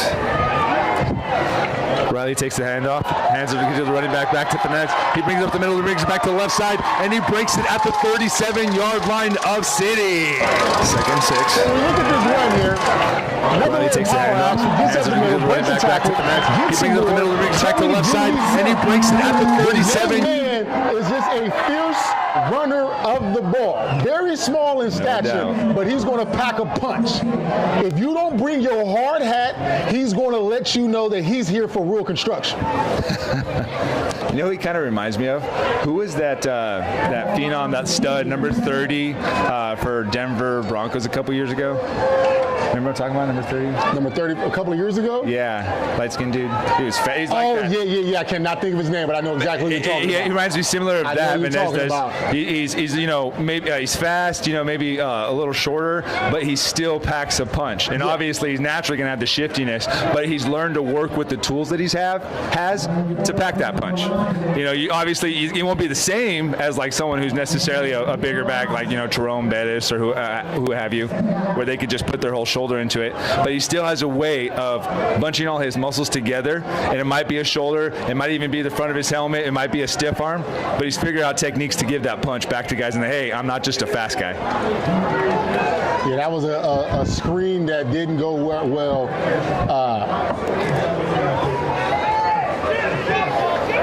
Riley comes down the shotgun. 2nd and 13, back to Vanez, right down the middle. Vanez is able to bring it to a total of 4-yard gain, bringing up 3rd and 9. So what I've noticed on 3rd down, that County, we're in this situation, we're either going to get a flood route combo, which they have been known to go to a lot on 3rd down, and if it's not flood, then I'm looking at they're going to take the cheese and go with a hitch route or a get. But I think the concept and the play that they're looking to do is going to be based on what the defense has been doing. And City has been showing a lot of man coverage in these third situations. And when you look at here, no safety over the top. We got a lot of man. If I am the quarterback, I'm looking to go up top to Dylan. I'm going to find a way to put it in the area for him to go get it. We got press man coverage on the outside. Ooh, and it looks like we have an encroachment by the defense. All-out blitz was on. You can tell right there, all-out blitz was on as the backers walked up, and they just couldn't hold their water, as we like to say in the coaching lane. Absolutely, DJ. It looks like they were kind of rolling the dice, taking a risk, making a gamble. They're thinking, okay, hey, let's just go ahead and time it up. Like we can get that much of a jump on their snap and get back there that quick. But that's the price you pay when it doesn't work out. Yeah, and right here again, we're in third and short, or third down. County has resorted to running a lot of flood action and trying to tier the level of where people can throw it. Especially if we get a trips look right here, I can assume that we're going to get something like that where the routes are going to be leveled and they're going to give the quarterback an opportunity. But it looks like City is going to bring the heat and make sure that we get a quick throw here. Riley takes the snap. It looks like he's looking right, keeps dropping back, and he throws it deep right, way high. Oh, and just the back shoulder of our boy Teixeira. I told you on the previous play, before the false start, single coverage, zero coverage, I'm looking to go to that man. He took the shot, had a play on the ball, it just didn't necessarily work out. Actually, I'm going to be honest with you. I thought Riley had a great placement on that ball. That was high point back shoulder. You know, there's so many different ways to throw the fade, DJ. You could lead them forward, you know, but classically you'll see a lot of times they'll throw on the outside shoulder as you run underneath it going forward. But if the DB has committed deep and has his back to the quarterback, you can throw it high or low, back shoulder of the receiver, and they turn around last second and the DB doesn't know what's going on. Yeah. And right there is actually a great throw by Riley. Just, again, I think if they had more chemistry, you'd see a lot more positivity. And then Teixeira grabs it that time with the skinny post, and he makes the big first down at the 13-yard line. Red zone. They have had a lot of success running that post route just because it's zero coverage. There's nobody, there's no hold defender. Absolutely. And because there's no hold defender, once he's able to make that break, you got the DB at his breaking point. And since he's been at his breaking point, you saw Booker on the last drive with a great skinny post that was caught, and now you see Mr. Dylan Teixeira with another one that has got them down the field. You know, absolutely, DJ. Well assessed, well explained. And the thing about man coverage and blitzing is like I said it a little while ago, you're rolling the dice, you're gambling. Because if the offense can get it off fast and especially even short or deep, you might give up a lot of yards. Yeah, it's a high risk, high reward situation. Exactly. You're hoping that you're able to get home to make a play. But if you don't get home, then they will send you home with a touchdown. Seems like we got nothing more yellow on the field. And in these situations, me being a referee and being in these situations, it's about the referee maintaining control and maintaining authority, because the game can get a little cheapy in this situation. Yeah. So you want to make sure that everybody is on one accord. Yeah. And that right there, that 15-yard penalty is a selfish one. It's one of those ones where you just felt like you had to do it, and now you have cost your team 15 yards by being selfish-minded. You know, DJ, I think what we were talking about earlier about the late hit out of bounds, pushing them when they're already out of bounds, I think that's just something we can all relate to as young men, where, you know, you kind of have to find out the hard way. You know, people tell you not to, you're like, whatever, don't tell me what to do. Yeah. And then you learn, oh, okay, you're right. So maybe not so aggressive. Play smarter, not harder. And Riley throws it up to the back of the end zone, almost. And it's just knocked down last second. Incomplete. It was going for Jaquez Jones of Dos Palos, number 3. And I think that was just a good play by the defense, DJ. Yeah, it was. It was also one of those situations that, you know, as a quarterback, he had his guy open, but because of the pressure, he wasn't able to set his feet and deliver the targeted pass that he really wanted to throw. So it was a little bit off, but he also was a good situation where it was back in the end zone. If my guy can't get it, your guy can't. We live to live another down. I'm going to agree with you. It was still a good throw by Riley. It wasn't like super arced. Yeah, it was actually on a pretty good rope. Good accuracy. Sometimes it's like, and the reality too is that was his first little moment of getting set up, and he saw it as soon as he threw it as soon as he saw it. Yeah, it's one of those ones you're taking a shot. I mean, shoot, it's second and long anyway. You might as well take a shot, and if your guy is open, so we got third, and it looks like 24. Riley steps up, throws it, and right in the hands of Jarquez Jones. Touchdown! Oh my goodness! As we look at the play here, City, because of the depth of the cover, because of the depth of the yards, went away from man into a zone look and more of a cover four. And it was able to get exposed in that situation. So you got Dos Palos, quarterback, sitting back, reading the defense. He sees it. Jaquez breaks across the middle. Obviously, the backside safety did not check for the number 2 receiver coming across, and that's how you allowed the post. Earlier today, we had Kalinga to Kalinga with Noah to Dylan, and now we end the game, or close to the end of the game, with the Dos Palos to Dos Palos connection with Riley to Jones. And we have Villanueva with the kick. And he makes it 14-28. County.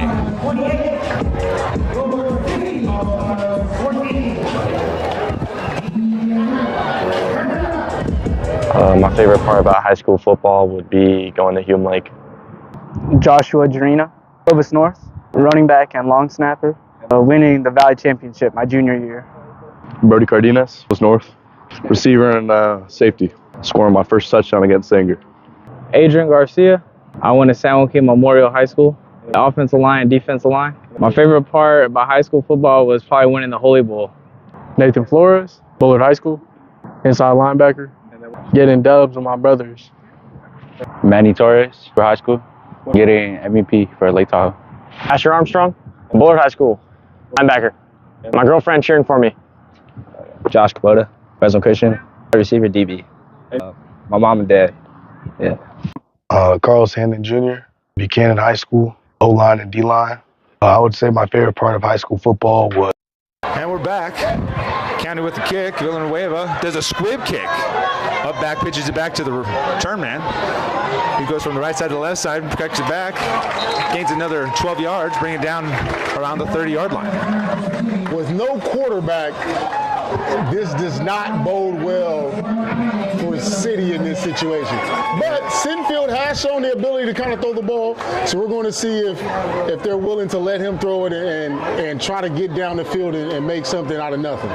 And to be honest with you, it's been whatever happened, it's been a good game. Tough fought, talented players on both sides. The reality is City only had one quarterback coming in here, and it's not that they didn't have a lot of good quarterbacks who play on the high school level in the City region.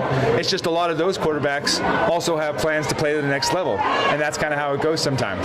But it doesn't mean the City hasn't played very well and they don't have a lot of athletes here. Sinfield takes the snap. He actually throws it down the left side and that looked like a bit of a jump ball to the left corner, left receiver. Sinfield's not bad back there. A little bit of happy feet because you can tell that it's not his natural thing to do, but when he's able to set and fire, he looks real comfortable, looks like something he can do. I wouldn't be surprised if he's played quarterback at some point, like maybe Pop Warner, middle school or something. Yeah, he's actually throwing some pretty solid balls right now. I mean, that accurate, power, all that. Who's going to make a play for City? That's the question right here. Who is going to make a play? 2nd and 10. Sinfield takes it, looks right, looks left, and it gets knocked down as he releases it. He had pressure right in his face. That looks like that is number 58, I believe, of County, Lucky Rayner of Carruthers. Don't quote me on that, but again, it's my apologies to the viewers and to the players about getting your numbers wrong or even your names mixed up.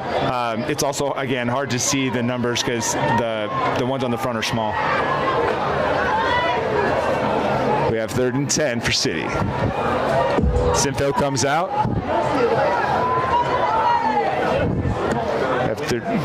Three receiver set. He just takes it, runs it up right the side, but he's met in the backfield, lost for a yard.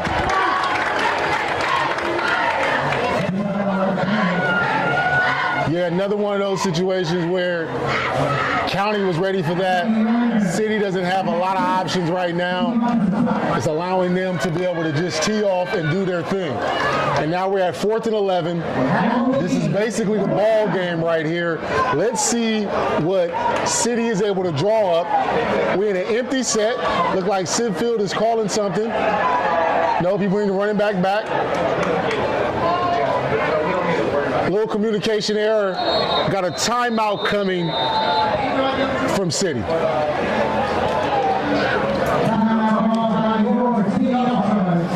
Well, while we're here at a little timeout, I'd like to give a shout out to Christian Villa of Kerman. Coach Jenkins wanted to add in that Christian Villa was the heart of the defensive line and brought the same first team mentality and relentless work ethic as Julian. He showed up every day for work, never took a play off, and led by example. With his toughness and his commitment to the team, Christian gave opposing offenses fits all season long, and because he worked so hard, he never backed down from a challenge. Christian should absolutely go down as one of the best defensive linemen in Kerman history. Coach Jenkins is very candid when he comes to talking about his boys.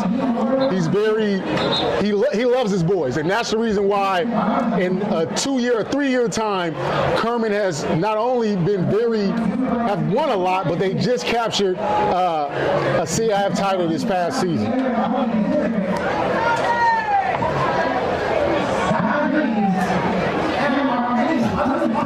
Quite impressive. No surprise he's in the All-Star game. So City's going to punt it, 4th and 11. It's a smart move to avoid any kind of getting kids hurt, unnecessarily. Yeah. Just punt the ball. The game is basically in hand. County basically got this game wrapped up, and there's no reason to get anybody hurt by doing something crazy. 100%. Both of these coaches are gentlemen. They're both class acts, and I think that's exactly what's going on. I wouldn't be wholeheartedly surprised if County just runs the ball out. It would make sense. It's almost a general. Well, then again, they are switching the quarterback, so maybe it's one of those situations like, look, we're going to try to run as much as we can, but when we have to throw to get the first down, we might do that. I think it's that mindset. That could be very true. Could be very true. It's one of those situations where you just have to sit there and play it out, and hopefully everything just works out for everybody, and we can finish these last 2 minutes and 15 seconds with no injuries, but just a good finish to a good football game that we came out here to see. Yes, sir. The reality is, DJ, I think that the Central Valley, he takes the pass, he throws it to the left flats, number 0 catches it, he takes it up to the sideline, he's able to gain a couple more yards after the push and shove, and that is number 0, Gavin Watson of Kalinga. Another Kalinga guy, and Gavin Watson was no slouch himself this season. He was a guy over his career with 2,200 receiving yards and 27 touchdowns. You can see Noah, Dylan, and Gavin were given defensive fits in game planning and trying to figure out how to stop them boys.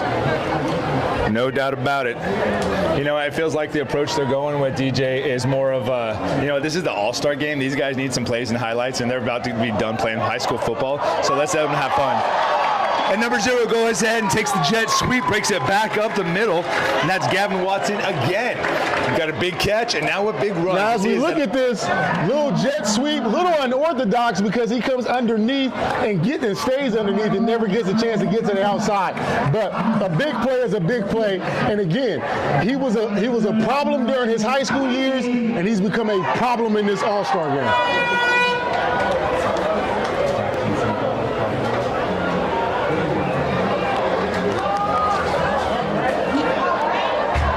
Mr. Bland is getting around the edge. Got a little get in your face type situation.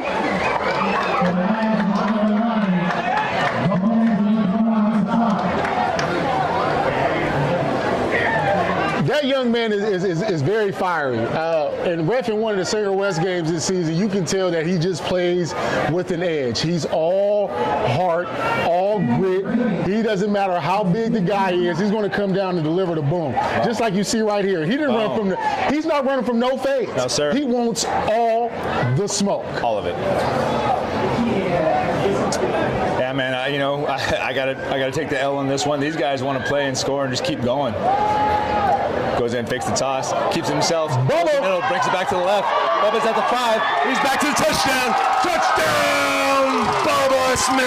Bubba Smith said, "I'm gonna go ahead and get me one." On a nice little quarterback keep to the left side, gets a little wiggly and makes the play. One of those rare games where all 3 quarterbacks that played today for County somehow accounted for 6 points. Yes, sir. You had 2 to the air with Noah and Mr. Riley, and now my man Bubba is going to complete the trifecta with a run and a touchdown run. Shout out to Fowler and the Red Cats. You know, DJ, and here's the reality. His full name is Jared Bubba Smith. But the thing is, when you're at a certain level, like it or not, you're going to get a nickname.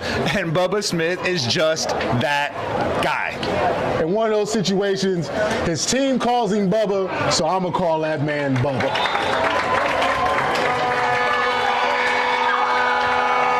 That excitement and that joy, like the last couple seconds, was the best part of football. Jesse Wright, Central East, O-line and D-line, winning the Valley Championship my senior year. Dallin Breckenridge, Kingsburg, California, safety and receiver. Going to Visalia after winning a football game to go eat. Elijah Dondare, Tyler, receiver and DB. My favorite part about high school football is just, I transferred, so meeting new people and being able to play with the guys at night. Angel Camacho, Riverdale. I played wide receiver and cornerback, winning a playoff game. Christopher Maldonado. I played at Washington Union, left tackle. My favorite memory is when our first playoff win. My name is Max Zuniga, Washington Union. I play middle linebacker. Just being able to hit people.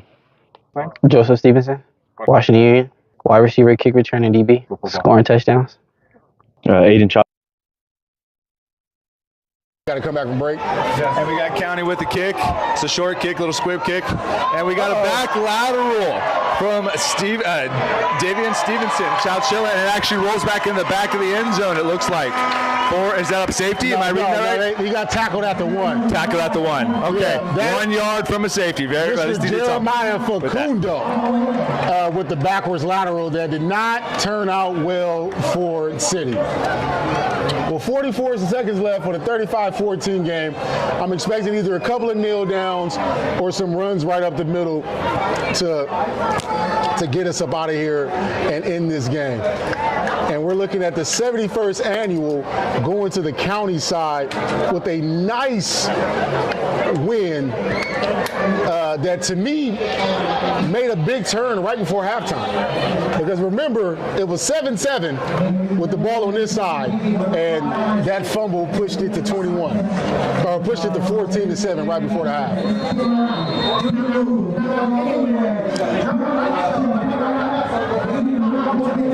Looks like they're giving it to him at the 5-yard line.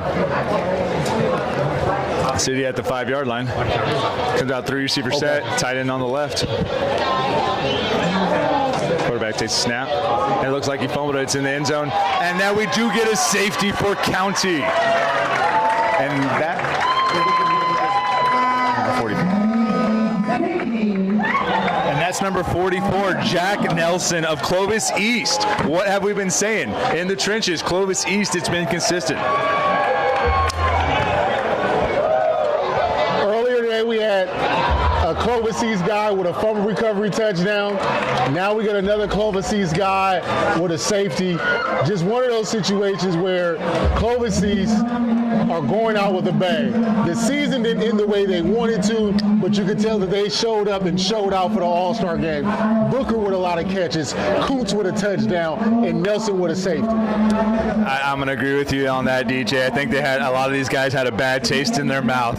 Yeah, for those who don't know, Clovis East went undefeated all season, ranked #1 in the Valley for big schools, went undefeated in the playoffs, and in the championship barely lost to Central. And, I mean, hats off to Central, but also, you know, I mean, that's the thing about football. It's why it's the beautiful game. There's so many variances, so many things to take into account. And as they say, any given Sunday, in this case Friday. Or this case Friday. All right, so mix the movie Any Given Sunday with Jamie Foxx and Friday Night Lights. By the way, those are my two favorites. Football. Hey, what about you? What's your favorite football movie? My favorite movie is Any Given Sunday. Of all time. So not just football movie. Yeah, not just my favorite movie. Wow. Funny thing is, today I just wore the Willie Beeman jersey today. Hey, yeah. You know what's funny? Actually, if we're talking about quarterbacks and stuff, when that movie came out in the late 90s, the two things that he did, running quarterback, call your own plays quarterback, are things that actually happen later on in the game. So County is returning it to the left side. Booker down the sideline, brings it all the way back to City's 35-yard line.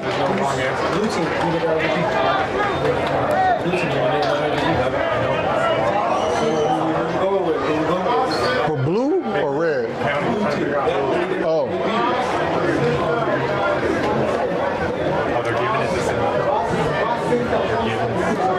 Okay.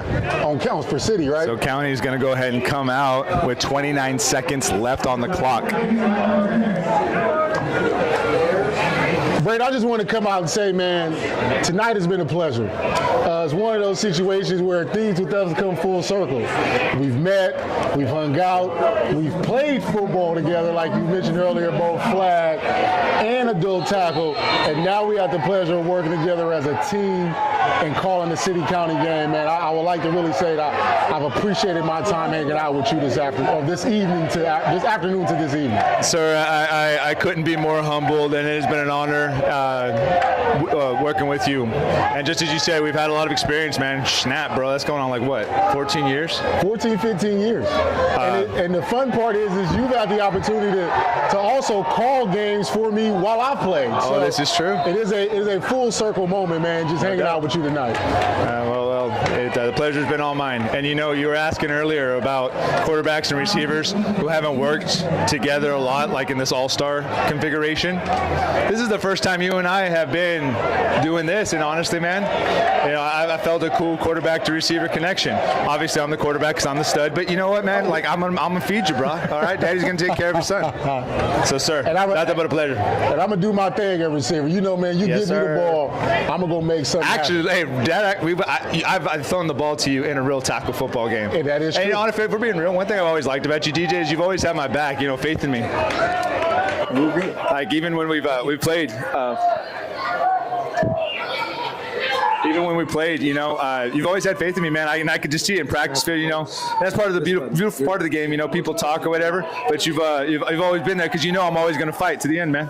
So it's one of those things where I just appreciate the game, and you know that I'm a short hands guy, and as a quarterback, you always want to make sure you do what you need to do to get the ball to the guy with the short hands. Thank you, sir. And ladies and gentlemen, that is finishing the All-Star game of County versus City in the Fresno area. Final score tonight. Thank you for watching. The first annual City County All-Star game. It's your County All-Stars 37. Your City All-Stars 14. Ladies and gentlemen, let's hear it please for both teams. And a great game they gave us tonight. Truly wonderful.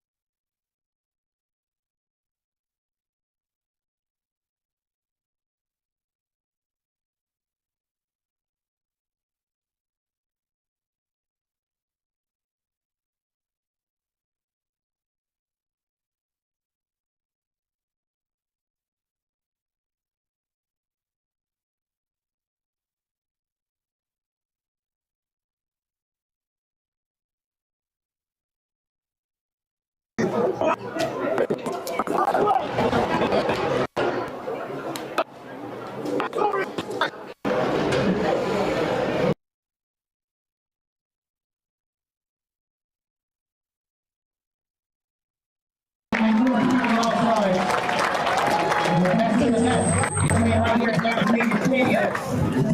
to the field standing. There's first for the on the mic.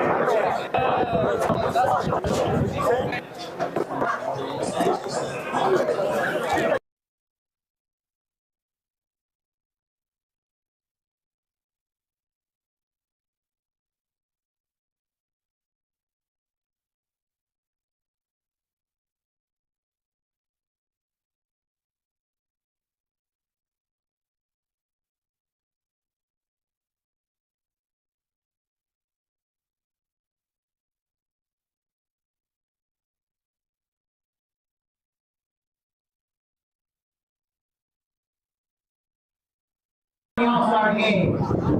Trophy in hand, ready to go.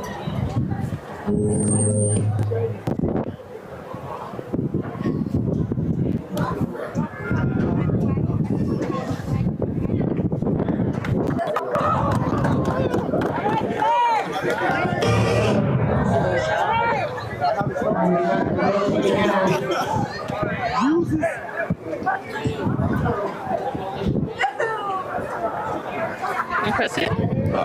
Tony, we're talking more. You will be presenting it.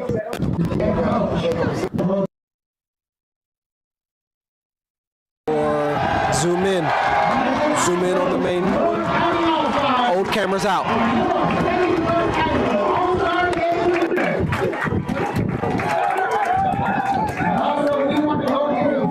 Too far. Let's start it off with the city first. Our game MVP for your City All-Stars will be number 27 from the Clovis North Bronco, Ross Smithville. Give it up for Ross Smithville. He is our city MVP. Congratulations, Ross, on this great award. And the most valuable player for the victorious county squad will be the number 5 quarterback from the Lemoore High School, Congratulations, Noah, MVP. Congrats, Noah. One more time, congratulations to all players on the county and the city who are representing well here in the 71st annual City County All-Star Football Game. This is what it's all about. This is the camaraderie of both teams. Don't stick around, don't go anywhere. We'll be starting the drum show right now. Oh yeah, this is good. Everybody going to the field, everybody in the parking lot. All right, now, pleasure working with you.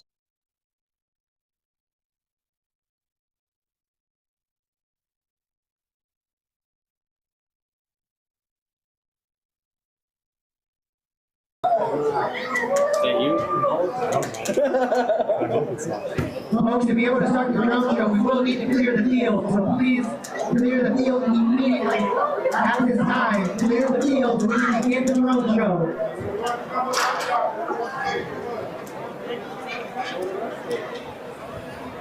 This is Tony, the owner-operator of QSC Media, and I just appreciate anyone that's still here with us. Thank you for supporting us all night. It's been an absolute pleasure.